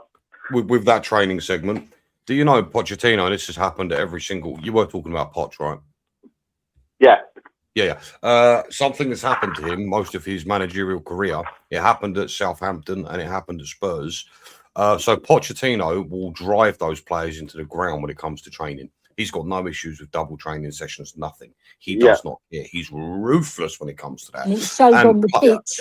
Yeah, and a couple of times players have walked into his office and said, "Look, boss, you're driving us too hard." And he's turned around and said, "Well, okay, then you're welcome to leave if you want." Squashed. You know what it is? It's he was a good man manager as well. The players loved him, right? And you didn't. I guess I don't know. I don't believe this, but I'm going to say that this point of view anyway, because some people have said it. But you could say Ange had elements of that, where some of the players would wanted to play for him. I felt that a lot of the players didn't want to play for him. But we need that back. And Ellie's made, I think, one of the points of today is that Frank has come in and he's done a lot worse than Ange. He hasn't improved us. He hasn't brought the team together. He hasn't, he's fixed us in certain games and we look really good. Then other games we look completely lost. The team just looked bewildered and confused. And when you have a group of players arguing with the fans, I mean, the first thing that Frank should be saying to the players is, under no circumstances do you interact with the fans in a negative way. Not in my team, right? If you do, you're out. He went and done it. He went and done it himself. Yeah, and exactly. and this is why I think, wow, what an amateur! I mean, like for all the good he's done at Brentford for those last 6 years or so that he done at building that Brentford side, for him to come to Spurs and start arguing with the fans and doing these weird press conferences, you're like, this is absolute madness. This is why I don't believe he can stay as Tottenham manager, because he's lost. Not only has he lost the fans, the players have lost their heads. You got Romero, the captain of the team, coming out and on one hand saying to the fans, "You're here for us every game. We love you." Another hand saying, like, "We're going to continue fighting on, and we may get upset with you, and we might still lose." And it's like, give us a consistent, clear message. Like, he should be saying to the players, under no circumstances do you argue with the fans, even if they're booing you. Don't give them a reason. One thing you can elevate your performances on the pitch to prove them wrong. Not fucking have a go at them and want to punch one of their lights out. What it is, Maz, in that aspect, this is where I'm just going to look on it a bit wider, whether you like it or not, the customer is always fucking right at the end of the day, even when they're wrong, especially when it's a majority of them, They've made this mistake, not just in football, but in the world overall. Like, even when it comes down to, I will use examples of films, TV series, computer games, and everything else, where they've put so much, people will see the point I'm getting to in a second, where they've put so much political shit into it, basically, and told people, if you don't buy this, you are this, you are that, you are this, you are that, and labeled them 110 things if they don't buy it. The people that they're making it for have actually turned around and said, "You know what? Go fuck yourself. I ain't buying it." And now you're seeing massive companies in gaming, in films, in everything, just falling to shit. I mean, Disney is half the size of it was. Why? Because they turned on their fan base. Basically, spot on. It happened with The Witcher. That is one of the shows where they changed Henry Cavill out, and the fans are like, "What the fuck is this?" What it was with that, Maz, is he walked out of it because they changed the storyline. He was a big player in a computer game. I know some people don't, and he wanted it to stick to the story of the books and the game. They told him to shut up and do your job. He said, "Fine, fuck off. I'm a millionaire anyway, mate," and walked out. And that was that. But the moral of the story is that Frank, as a leader of the team, should be advising the players to behave more professionally, right? You do And- not turn on your fan Yeah. base, even if the Yeah, fan base, what they are doing is wrong as such. Like, let's say, booing Vicario in the middle of a game and that. You don't then turn around and say to the fan base and grill a certain side of them, because you will now lose that side completely come love nor money. And you would also turn others against you because you have turned against the fans and that, especially when you are fresh on that fucking club and you are playing shit. You do not go and do, that is common sense. Whether the fans are right and wrong to do it or not, you just don't fucking do that. Even someone because you don't need to make an enemy of your support, right? Exactly. And here's the thing as well. I just want to end on this and let other people come in, right? Again, I'll repeat for the benefit of everyone and the people in the chat and everything. I am not saying that bringing in any of the managers I named as just names just to throw in a hat. I don't have an opinion on who should come in, right? As the answer, all I'm advocating is that we need to stop the bleeding before we can gather our thoughts and know how we're going to move forward and what changes we need to make. There's no point just saying, "Oh, change the ownership," right? Without saying, right, Frank is a problem. We need to sort him out first. Right, because you can't build a movement and protest when you're in this shit show. Because we've seen this last year. Fans turned out to the protest, and you mentioned this point, Dan, earlier.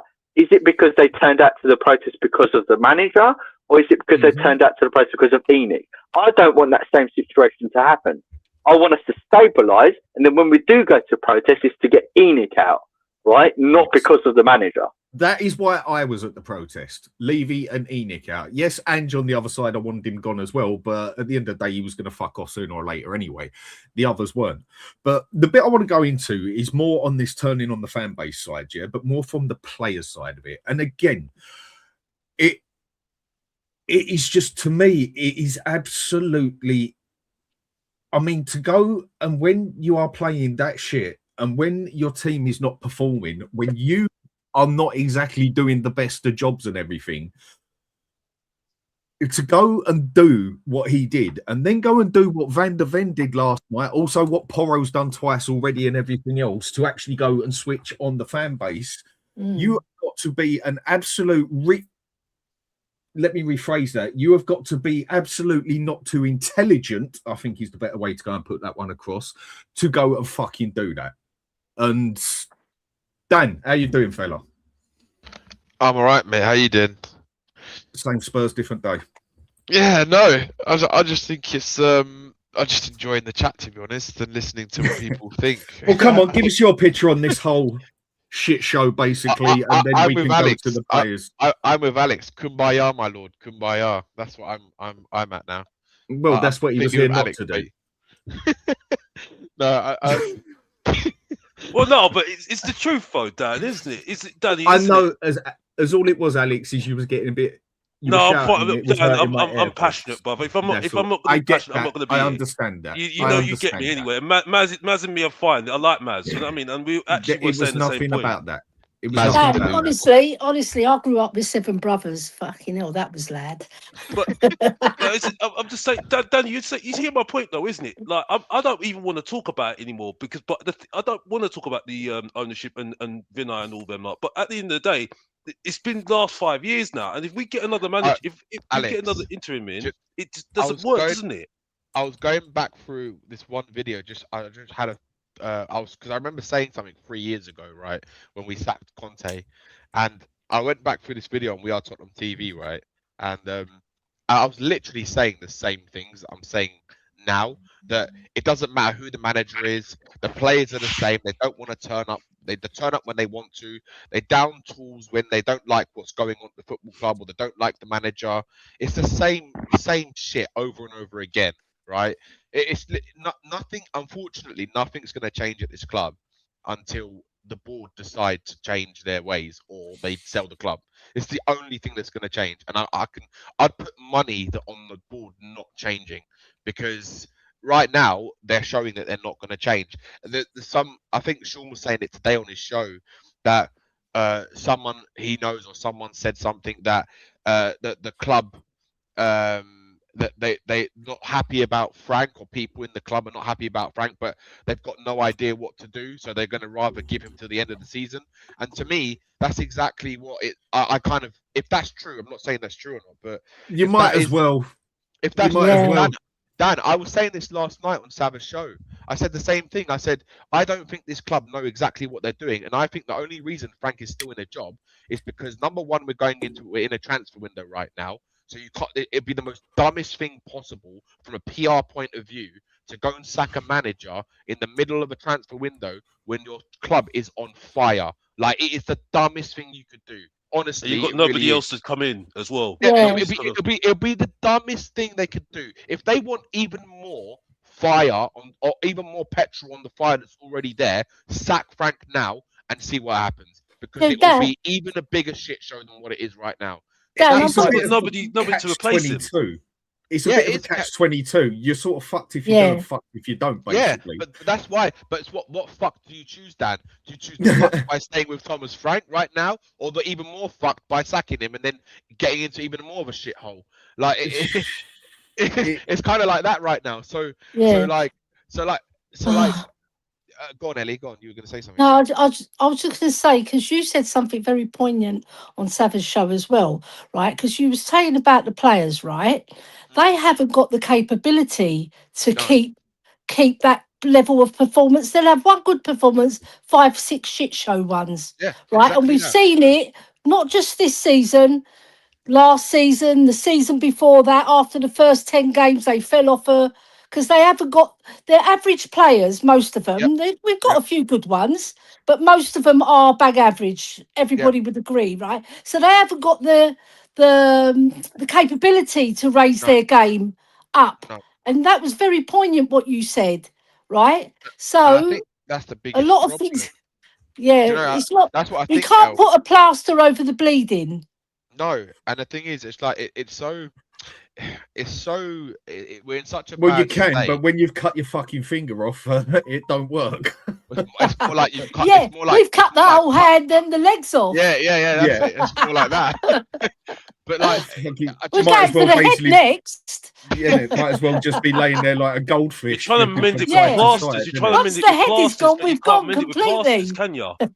yeah, And that's what we've been Yeah. doing the last 5 years, Danny. Is it? It's just we've just been trying to master it with plasters. You know what I mean? And it's You not know? even a That- good band-aid, Alex. No, It's one of that those is shit why ones I that you did- buy from the pan shop. This is why I did do a show about 2 weeks before the final. Is actually us being and winning this Europa Cup a good thing? Or No. is it just no, totally... definitely not. It's No. or It's totally good. was it cover? It was good to win the cup, but the effect it was going to have was basically just covering the crap on the wall, basically, wasn't it? That is what it was. And It was like having a then- one night stand, and then you're thinking that you go, it's going to carry on, have a relationship. They say sorry, bye bye. You know what I mean? You had your No, moment, and Alex, that's it it. was done. that bad. It was more like having a one night stand and then finding out it was a fucking trans, but that's a different story. That's your words. I can't say that. I can't say that. Yeah. The only good thing that comes out of that is that you got your end away. Well, no, not that one. It I can't don't. say Surely it Beatrix don't. then. I can't say that. I can't say that. As all I'll add to that You bit can is tell I whatever grew up with turns you, boys, isn't it? whatever turns you on at the end of the day, I don't wanna each go to to that their one. own, yeah. But so the bit I want to go to with what Van der Vee did last night, yeah, Van der Ven did last night, VDV, and Porro running his mouth off as well, the little prick again. When he's hardly exactly been playing good as well, either, has he? He's been playing What- shit. Let's have it real. So what? Yeah. So Maz, I'll go with you, Maz. What is your opinion on like what they did last night? I mean, I know we've said about turning on the fan bases is stupid and that, but Van der Ven, to me, he didn't seem like the type that would do that. I think that they are players that are incredibly frustrated with what's happening, and they don't know how to control the emotions, and they're immature, and they don't have leaders around them. Yeah. And and men to guide them on what they should do, which is why Romero is a poor captain. If I was the captain of that team, I wouldn't allow any of the players to behave in the way they've behaved. Which is why someone like Harry Kane, I guess, was the model professional as such, because I don't think he would accept the way some of the players have behaved. Certainly in the changing rooms. Maybe I'm wrong on that, but I would like to think that he wouldn't. He's your sort of perfect sportsman idol. Yeah, and a lot of what we're seeing is symptoms of bad management from Frank. And this is where I do agree with Danny, is that there is a lot of bad and average players in our team. I've never denied that, but I genuinely don't believe they're this bad. But, you know, the body of evidence would suggest over the last 2 years they are this bad. And if they are this bad, then they need to be got rid of. But it's Frank's job to get a tune out of this team, and he's not getting a tune out of it. So I'll come back to the same thing. You know, you've got to stop the bleeding. You've got to turn the corner and start picking up points so we're at least safe. You know, we're not hemorrhaging points.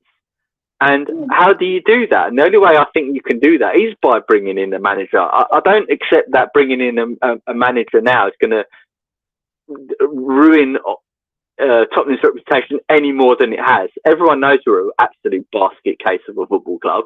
So I don't think it's going to make any difference to how players perceive us. And you never know. Like, if you do get let's say, and for argument's sake, a Nagelsmann in, maybe that will make certain players sign for us. But it ultimately comes down to this, Dan, right? We are in the state we are because of ENIC and the leadership.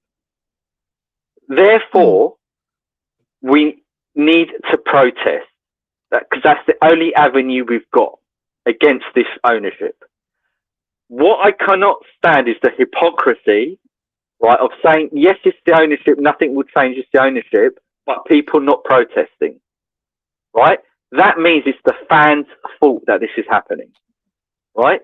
You can't have, right, YouTubers on one hand saying it's a player's fault, it's ENIC, it's this, it's that, and then on the other hand say, our protesting doesn't work, nothing will ever change, there's nothing we can do, and not support the protest. That is the biggest hypocrisy of all, which is why I'm so vocal on this issue, because I want everyone to be united and not have to argue on these stupid issues. I want us to all be united and say, we all agree that we need to change the ownership, see you at the next protest. That's what I really want. I mean, with something Simon just said here, he's right on what he's saying on here. They was reacting to abuse from the fans. We're all down at the moment, but we need to stick together. Totally get that. You're getting abuse off the fans. Fucking deal with it. Yeah. Grow a fucking pair, man up, and fucking deal with it. Yeah. They're all fucking happy having sunshine blown up their ass, left, right, and centre, and want all the money and all the fucking love and, you know, well done, we love you, clap, clap, clap. But when it don't seem to be going right, they seem to get a bit moody about it and can't take the abuse with it. Well, fucking grow a pair and actually do your bloody job, and you won't get the abuse that you're actually getting. Deal with it. It comes with part of the job. If you can't handle the shit and the abuse that you get, not making some of the abuse right, but the abuse that you're getting on social media and that, don't go on social media then. You know, no shit, Sherlock. It don't take Einstein to work that crap out. Danny, can I put your theory to the test? Hang on a second. If they can't handle the abuse off the side of the pitch, then they're in the wrong fucking job. You're getting paid 100 grand a week plus for a reason. Do your job. Now, some of the abuse they get is harsh. I get it, but it comes as part of the job, like it or lump it. It don't make it right as such, but at the end of the day, it is what it is as far as I'm concerned. Go on, Ben. No, look, all I wanted to say was this. Like, for me, a lot of this is down to human emotion. They're not fucking robots. They're football players. They're people, right? Danny, I feel like I know you pretty well. Let me tell you something. Let's just pretend, Dan, you are VDV. You've been pretty much our best player all season. And you've got someone in the stands calling you a see you next Tuesday, and you're fucking shit. I'm telling you now, Dan, you'd react the same way. No, I wouldn't. I You Dan obviously would don't have know me well enough then. I No, don't you know. don't know me well enough. No, would have do you know? That's old What? school, mate. Dan would have No, headbutted do him. you know how I'd relate? Right, do you he know how fucking I'd knows relate it. to He that? knows it. Do You'd you know have how lost I'd your relate shit. to that one? No, I would not, because the way I would react to that is, if anything, would apologise because I want to be better. And the way I would get into that one's head is like, okay, I'll take that one. I'm going to come on next time and I'm going to make myself better so I can walk off and then just give you the finger.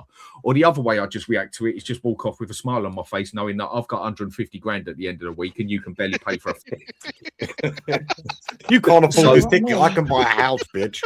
Yeah, There you go. yeah. There you go. I'm making Before- a week what your family makes in the next fucking 10 years. So you know, that would be my attitude with it. But my attitude Yeah. is, you start giving me stick for something I can't do and start grilling me for it. All right, I defend myself to an extent, but my attitude is, do you know what? I'm gonna fuck about it. I'll do it different, yeah. I'm gonna prove you wrong. I'm gonna go out there and do what Johnson did, yeah. And now this is where I give him that little bit of credit, yeah. But it was Mickey van der Ven, Dan. How much better could he do? Well, he's got to go out there and keep doing his thing, isn't he? He's got to keep out there and doing it. If it's only a couple of fans giving him a bit of shit, this is what I mean. It comes as part of the job. Deal with it. You knew it was there. You knew think it no comes matter with it. what. That's you should like keep me your going, shit like together.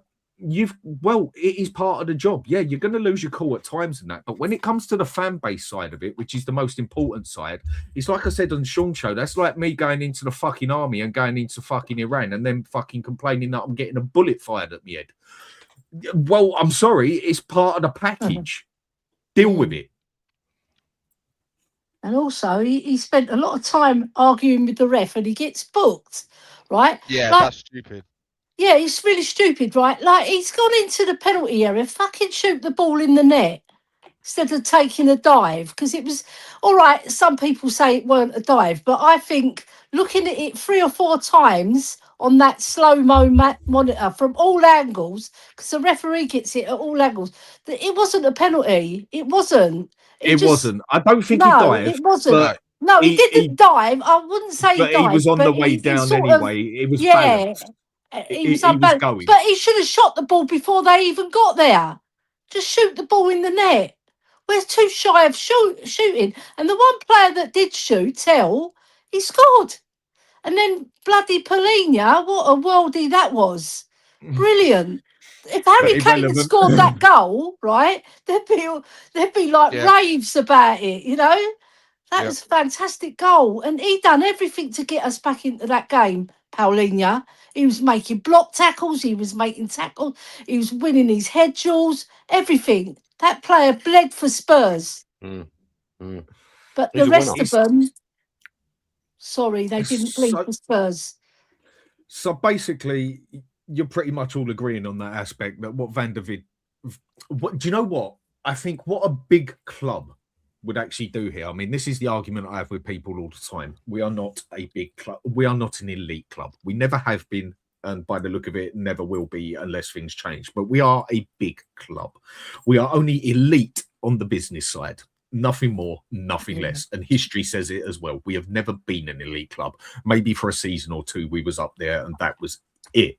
But I think a real big club here, for doing that, they would fine Van der Ven and Porro 2 weeks, 3 weeks, months' wages, whatever the maximum is they're allowed to, and fuck them off for the next game as well. But we're Yeah, also in a drop bit of a them. situation where we can't do that as such as well, isn't it? So Oh. how do you actually put it onto that player, apart from just pulling him aside and saying, now, little boy, you shouldn't do that, and giving him a kiss on the cheek? How do you actually deal with that? How should the club actually deal with that? I think they should drop them, like you said, fine them, make a statement about it, because they're all quiet at our club, aren't they? They're all picking up their money, they're all bloody hiding behind the desk, and they're all quiet. They never come out and say what they want to say, right? They're probably thinking it, but they never say it, right? And like it's Stan, like what Mad says, and there's no leadership. All shit show, no leadership, no men at our club. Idiots, all of them. You know Yep. what, James, what you have just said there, I'll come to you straight off, Dan. James, what you have said there, mate, is so fucking true. Yeah. The best response is no response at times. It depends what person you're dealing with, yeah? I learned this in my 30s. It gets under people's skin, doesn't it just? The way I learned that is up until I was in my 30s, just I won't go into detail. Fucking chaos was an understatement. Total mess of a person in every which way, no level-headedness, nothing. It was when I started doing the door work and having to work on Brixton Academy. Yeah. That made the manager. I probably And saw you that back was in what- the day, Dan. and that was where I had to put up with a lot of death threats and abuse because of who I was as such, and also deal with other situations. And then when you start working at places like Alexandra Palace and working up in Manchester and working down at Brands Hatch, even where they had events down there, and you start going to all other events and stuff like that everywhere, you all of a sudden learn from being this loud, fiery person that's willing to fight anyone, anytime, anything sort of. You all of a sudden think, hang on a minute, if I'm gonna be like this, I'm going to be fighting every 5 minutes, because it can be quite annoying when you're standing next to the bloke you're working with and there's a big fucking sign above you on these massive double doors in Ali Pali saying no entry because the event has started. The entrance is over there. And it's clear as day. It is pretty much impossible not to be able to read it. Yet you've got about 10, 20 fucking pissed up fellas standing there and one coked up woman standing there screaming and shouting, literally running around the floor in circles, that they want to come in that way. And you're like, but you can't. Well, why not? You're like, read the sign. And if you end up going to fight every single one of them, you'll be in a fight all the time. And then when you end up just not even giving them a response and just smiling at them and they're calling you every name under the sun, they start getting wound up even more. And then that's when you can tell them, like, well, one more noise out of you and I'll just walk you out the place. And then they seem to shut up, some of them anyway. And yeah, that was when I learned, and definitely cut off a side of me. It's like, at times, when someone's going right into one, whatever else and that, you know what? Call them sweetheart or blow them a kiss. It usually pisses the person off no extent. So when it comes down to it, he's so right on what he's saying. So sorry, Dan. I was just totally agreeing with the fella and explaining why I agree with him. He's so right in what he's saying. Oh no, I agree. I just think that I know Maz doesn't like to hear it, but I don't believe that these players are as good as people think they are as well. I think that's a massive problem we've got at this football club. If you just look at the players we've got available right now, or we had yesterday, for Bournemouth, right? We had Tell, Odebear, Richarlison, and who is the other player we had available in attack? Bergvall, right? And Xavi Simons. That is, if you take Xavi Simons out of that, none of those players get into any starting 11 of a top 10 Premier League teams. None of them. And I think that's where the problem is. Like our defense is we've, if you like Romero, for me, he's been not great this season, and he's got, why I never consider him as a top class player is because Romero just plays when he wants to play. He turns up when he wants to turn up. He doesn't do it often enough. A world class player will be consistent. I actually deem Van der Ven as more of a world class player than Romero, because Romero, Van der Ven is consistently good. He is consistently a top player, and Van der Ven right now is the only player in that squad that can go to any team in the world and do well. Like, he's the only player. So I would consider him right now as a world-class defender. Right? I wouldn't go that far, but I definitely think he's got the potential to I'm not saying right this minute, but for someone his age, Dan, there is not many defenders out there in the world right now that's got his ability, his kind of attributes. He's the fastest, one of the fastest players on the planet, right? And he's a centre-back, and he's very good at defending as well. And he can drive the ball. Mm-hmm. No, he's a very good player, and I think he can go up another step. Passing, though. He does a lot of daft passes. I agree. That's one thing he's got to improve on. But that's like the whole team need to improve their passing. Definitely. It's crap. But Romero, I think he's just been so average, and I think the Tottenham fans, what Tottenham fans do is they every time we sign a player, it's like this player has to be like this top player. But really, they're not. They're just, because they're playing for Tottenham doesn't make them a top player, right? That's where the problem lies as well, with the perception of where the fans are, so where the club right now where it is, and how the fans view it, because I think they use a bit of what I call Spurs goggles, and they put their Spurs goggles on and everything is all bright and rosy, but it really isn't, and it's not been like that for a long time. So I think Paulinho will get into the top 6 teams easily. I think so. He's brilliant. I'm worried about him because I'm worried I whether know. we're going to sign him or not. I really hope we do. But then, I mean, Yeah. I'm playing devil's advocate. The same mention as what you just said. Can you not play it the other way? Can you not say these players are not as bad as some fans are going to make out? Because realistically, we have a full team of internationals. And That's personally, true. I expect better from these players. I don't think they are well beaters, but I don't expect full. I remember Roy Keane saying about that, Benji. He goes, a lot of clubs have got international players, but they're still average.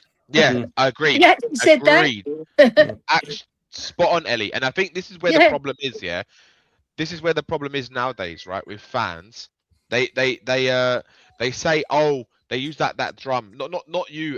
Not you, Benji, but like fans will use that drum and say, oh, they're international players. But these days, fucking everyone's an international player because there's so many shit. There's so many shit players. Yeah, exactly. Even Brennan Johnson is. There's so many average footballers around now because the level of footballers are just not the same level anymore. Totally. Right? Totally. And do you know what? That is why like players are international footballers, because who have you got to pick from? There's only a few nations out there who have actually got quality in their squads, right? You could say England, you could say France, Germany, of course, Germany, Argentina, yeah. And apart from that, right, like really, if you look at the Brazilian team, how many world-class players are in the Brazilian team right now? 2? Richarlison. That's just about says it all. I know Dan don't like the word hate. I know Dan doesn't like the word hate. It's not but you know what I mean? It's just a passion. How is he a professional footballer? I do not know. I don't know. You know what? I will go this far. He's our top scorer as well, isn't it? Please. Do you know what? I think you could have put a trained donkey up front and he probably would have got the same amount. Look, listen, with Richie, when I look at the squad, okay, as unhappy as I am with it, I could genuinely say to you, I don't see too many bad players, actual bad players. But Richarlison, for me, I'm not sure how he's a professional footballer. I don't. And the fact that Frank uses him week in, week out blows my mind. I'd rather Moani up there personally, but he's got a choice. But I think Richarlison, I reckon he tosses a coin. I think Richarlison's sleeping with him. That's what I think. No, it's like when people say Spurs haven't got a special player as such, whereas we used to have Berbatovs, Ginolas, Klinsmans, Gazers, the list goes on, yeah? Yeah, hang on a minute. That was because those... Yeah, but that was because when you look at it, every other team had those players or better, yeah? Yeah. They were still players out there that might not even be classed. I mean, Ginola was not classed as a world-class player. No. Don't get me wrong, the skill he had and everything, but do not tell me that in his time he was called world-class. No.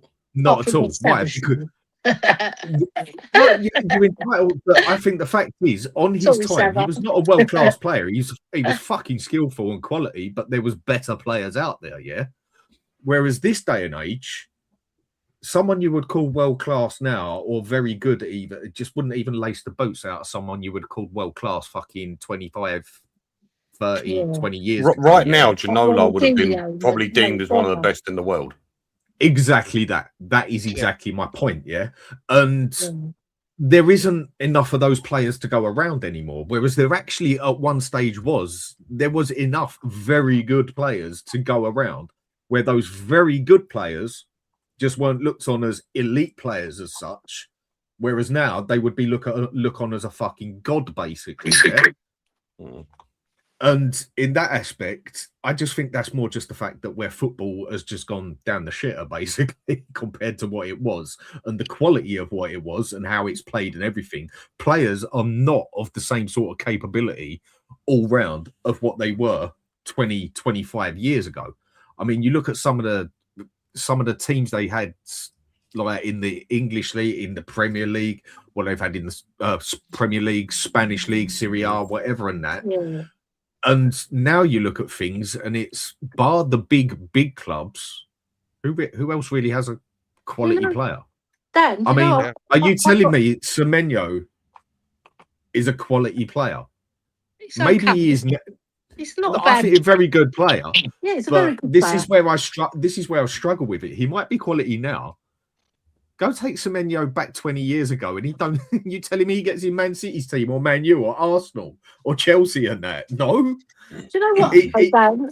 I've got a theory on this, right? It's a very good theory as well, I must say. I'm not bigging myself up, but do you know the coaching nowadays? The coach, well, I am bigging myself up. The coaching nowadays, it doesn't allow expression, right? It's all like passing, pass. Get the ball forward, pass. It's coached. Right, and the expression of footballers has been taken away. They're not. There's hardly any footballers nowadays that take on a player accurately and really well, like they in the olden days. Right, and putting your foot on the ball and controlling the tempo. I think Walton at Crystal Palace, he'd probably survive because he can control a tempo in midfield. Rodri at Man City, he would survive. But I look around all the clubs and all the coaching is generic. It's really boring my tits off, honestly, watching football nowadays when I've seen the likes of all the great players that gone through Spurs, Man United, Liverpool. They're fantastic footballers compared to what they are. Even like someone like Matthew Letizia, he'd be classed as world class now. Yeah. Honestly, Yeah. it's fantastic. I agree. Frank Worthington, Glenn Hoddle. And that is why. That is what even Paul Scholes, one of the best players the Premier League You know what I mean? Paul opinion. Scholes was brilliant at passing. His passing was immaculate. But fuck me, he could not tackle come love nor money. Red No, card he's like- machine, that man. they His called build-up him play the for me baby face was... assassin, didn't Yeah. they? Yeah, but maybe it was just a ginger thing. I don't know. But either way, I mean, right, the last I'll ask on that, then, yeah. I mean, I do know a few ginger people, and they're usually quite hot-headed. So, you know, but it's just, I don't know, maybe people know, like... But on this channel, we do believe don't. they have souls, don't we, Dan? Yeah. Well, They're nice people, the gingers. yeah. Well, what my South brother Park... and my mum's ginger. I shouldn't really say that, should I? What? Yeah, so's my sister-in-law. Well, just watch South Park, and it will tell you the true story. You're in trouble with your mother-in-law's a ginger. When it comes down to it, so Villa, that cup game. I mean, Maz, you've been quiet for a bit, mate. How do you see it coming with Villa? Is he still there? I Has he see got it. a cup of tea? Oh, he is. Oh, is it? What do I see coming up? With Villa, I can't see us. I can't see us even scoring, if I'm honest with you. I think it's going to be like a 3-1, unfortunately. With Kudus being out of the team, I do think that has affected the way that Frank's system works. He relies on going down the wings and crossing, essentially, in set pieces. And Kudus does win a lot of fouls, and he does make things happen, even though he hasn't been as effective recently. And, you know, as semi-decent, I guess, as Tell was in that first half, I don't see where that creative spark is going to come from. What I would say, again, and I don't want to rehash the same arguments that Danny and I have had on it, yesterday he still had, out of the 4 attackers, let's say we've got 4 attackers, 2 of them were his players, or 3, right, were his players. This is Frank's decision. Now, you know, if it's the case that Frank doesn't make it, given 2 players. He only got given 2 players. Yeah, well, yeah, exactly, yeah, because the other ones don't count, right? So Mawani and Xavi were playing. There were 2 players, and let's be honest. Forget about how well or not they're playing. Everyone was excited when they came in, right? And they said they were quality replacements, and now they haven't manifested that as being as quality as what they thought they were going to be. Now they're dog shit turd players, and that's just not true. I don't believe that is true. Now I agree, Tell and Odegaard should be nowhere near this club, and in the starting 11 for sure. And that will cause us problems and make us impotent. But again, he didn't have to play Odegaard or Tell. He could have played Richarlison. He could have changed the formation up, all right, and not needed to play any of those players if he really wanted to. He had the opportunity to play a 5-5-3-2 if he really wanted to, and not play Tell and Odegaard, which means that all of his players would have got in, and he would have played some of our existing players in their strengths as players. But again, Frank didn't choose to do that. So I just don't buy that the players are the sole reason why we're in this predicament. No. I do think it stems from Frank, right? I'm not saying that we're going to be anywhere above 10th or 9th place come the end of the season, but we're not relegation fodder. I don't believe that. And it's the same discussions we were having last year, right? Every single week with Sava, right? And it doesn't, it's beggars belief that we have to constantly go through this same argument about the players when we've seen, right, that if you play them in the right way, you can get a tune out of them. Now, the argument is, consistency. And, you know, can they do it consistently? Well, it is a fair point. Yeah, it's a fair point. And that's why there will never be greater than 10th, 9th or 8th, in my opinion, you know?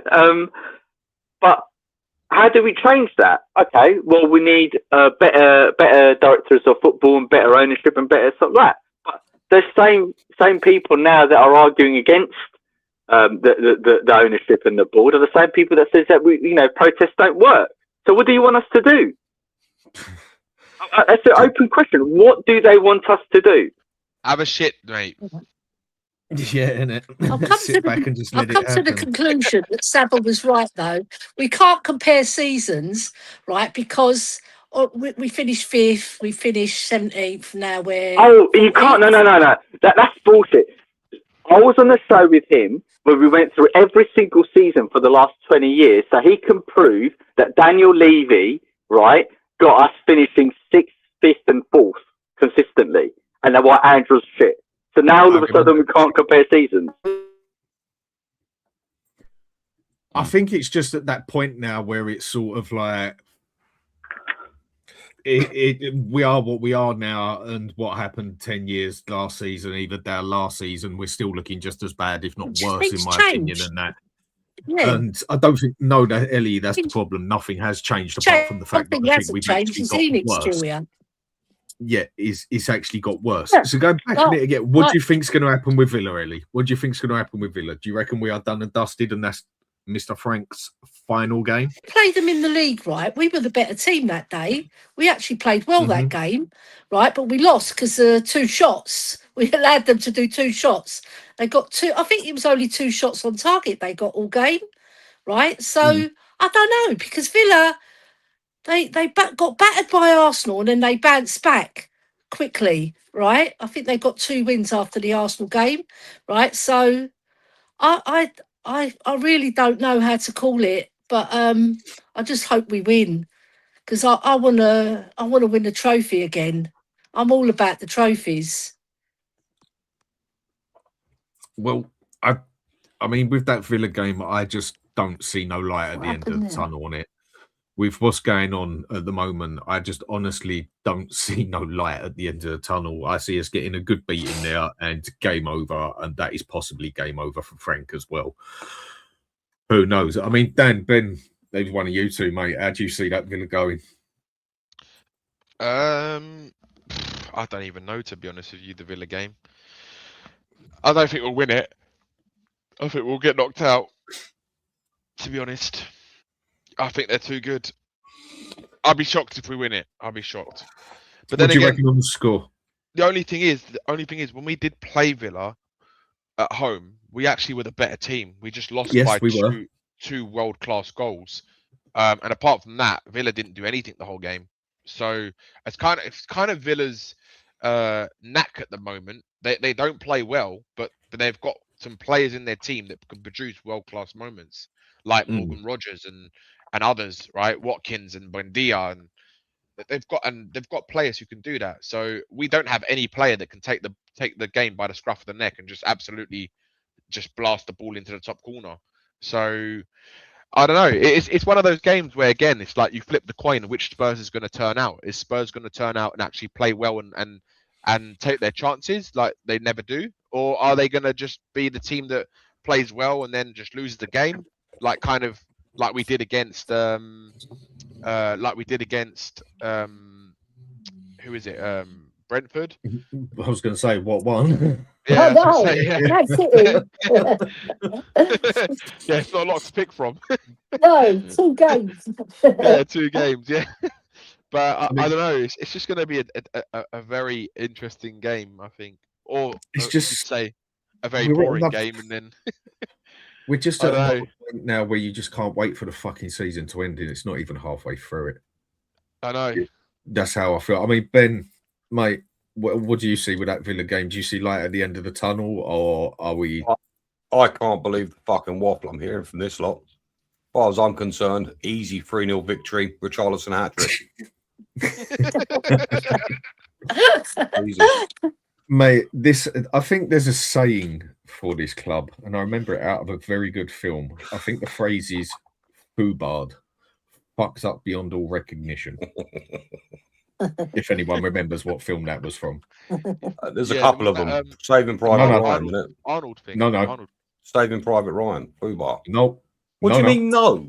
It is. No, it wasn't. No, it's I not. will fucking prove. For a fact, I'll put 50 quid on it right now. That's Saving Private Ryan. 50 quid. on, Everyone, there's 200 people in chat. Maz, Go on. DK, 50 quid is Saving Private Ryan. I'm telling you now. Right. Where was the film Foobard first used? Where was the phrase? In what film was it first used? You're saying Saving Private Ryan, yeah? Well, I'm saying it was you. Fubar. I'm not saying it was the first ever, but it was definitely used in Saving Private Ryan. Are you talking about? Close. On the jumper, on the sweatshirt? No. No, you're thinking of Fubu, mate. That's a bit different. Yeah. No. I'm thinking of oh, what's that film from? Was it? Oh, I forgot. It was an The one army with film. Method Man, the one with Method Man and Red Man. Full Metal Jacket. Yeah. Okay. That was where they used that phrase, and that is pretty much That was a what good film. we are. See, Scott, there, Full Metal Jacket was where they actually used It that was a phrase. common saying in World War II from the American troops, Fubar. But they didn't You- use it. I lost Saving my Private connection Ryan. when I'll you prove were. that to you later. Go on, I Ellie. lost my Just give us your connection. last one on the result. Yeah, I then. was What do you just think the saying. results are? Yeah, I was just saying, like, because you didn't hear me because the connection went. But the Villa game in the league game, we played quite well in that game, if I recall. We didn't play too badly, but we had two. We gave them 2 shots on goal, and they scored both of them, right? Because we didn't close them down, right? And I don't know what Vicario was doing for Rodgers' goal. Flipping hell. He was like Pat Jennings, right? I don't like to harp on about our history and our players, but we had really good players, magic players. Pat Jennings, he used to put a line in the middle of the goal so he knew where he was. He used to drag his boot and put a line in the grass, right? But it's really mud in those days, right? But Vicario's positioning in that sense, and a lot of his positioning has been a bit suspect this year. But I just think we can win the game. Don't get me wrong, but I think we lose it because the morale of the team is right down, and I just don't think they've got it in them to win that game. And Villa have got better players. So Hold on a minute. Are we good players or bad players now? We can win the game all of a sudden. It's disputable who you ask. Danny, are we good players or bad players so we can win the game? Who, I me don't- or Danny? I honestly Danny don't K, think sorry. we I don't can think do we've got this. enough good players. No, Let's put it I that think way. I don't think we win the game, but you just don't know what Spurs will turn up, because I've always said this. These players are bang average, and they can turn up for one game when you least expect it, and Yeah, then at another game they'll go and lose 3-0 to someone, or like last night, even though we played better. It's like this is exactly what this team is. So I don't expect a win. I don't expect a draw. I expect more loss. But if we do win or we do get something out of the game, then it just goes to show again that these players can turn up when they choose to, but they cannot be consistent because they are not good enough. Can I just add to that? Do you know what? You guys probably already know this, but regarding the game last night, did you know they haven't won a game for 11 matches before they came to Spurs? Dr. Tottenham turned up. You couldn't have written a worse script, could you? With Aguna, Semenyo scoring the winner in the last minute. You know and Frank sipping out of his Arsenal teacup. Guys, my son has freaked me out last night as well, and I actually gave him a slap as well. I'm not even kidding. He said to me, 10 minutes to go, he goes, "Here, Dad." I was like, "Yeah." He goes, "You know, Semenyo's going to score the winner right last minute." I was like, "Shut up, mate." Oh my God! And Dan, my husband said, I had it going through my head as well. Yeah. My husband, right? He said just before Semenyo scored, he goes, "Semenyo's having a stinker." Yeah, And I looked at him and I said, "What do you bloody can't say that for?" No, he doesn't understand you're a Spurs fan and you aren't allowed to say things like that during a game. I know. I gave him a dirty look, I'm telling you, because that's not the first time he's done that. He's a QPR fan, isn't he? Yeah, he's a QPR fan.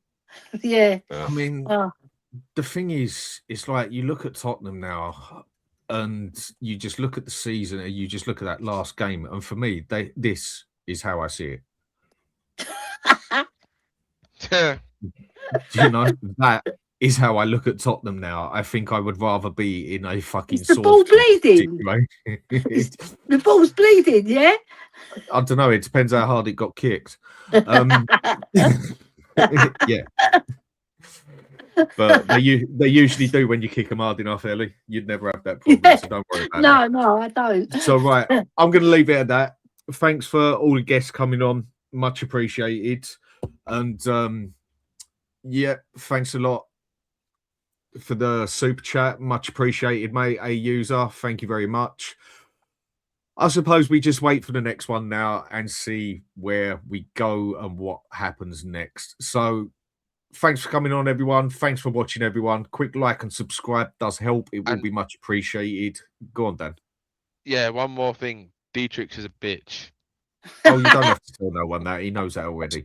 Anyway, people, have a good day. And yeah, we shall see where we'll go. Take it easy, people. Take care. Take it down. Take it down.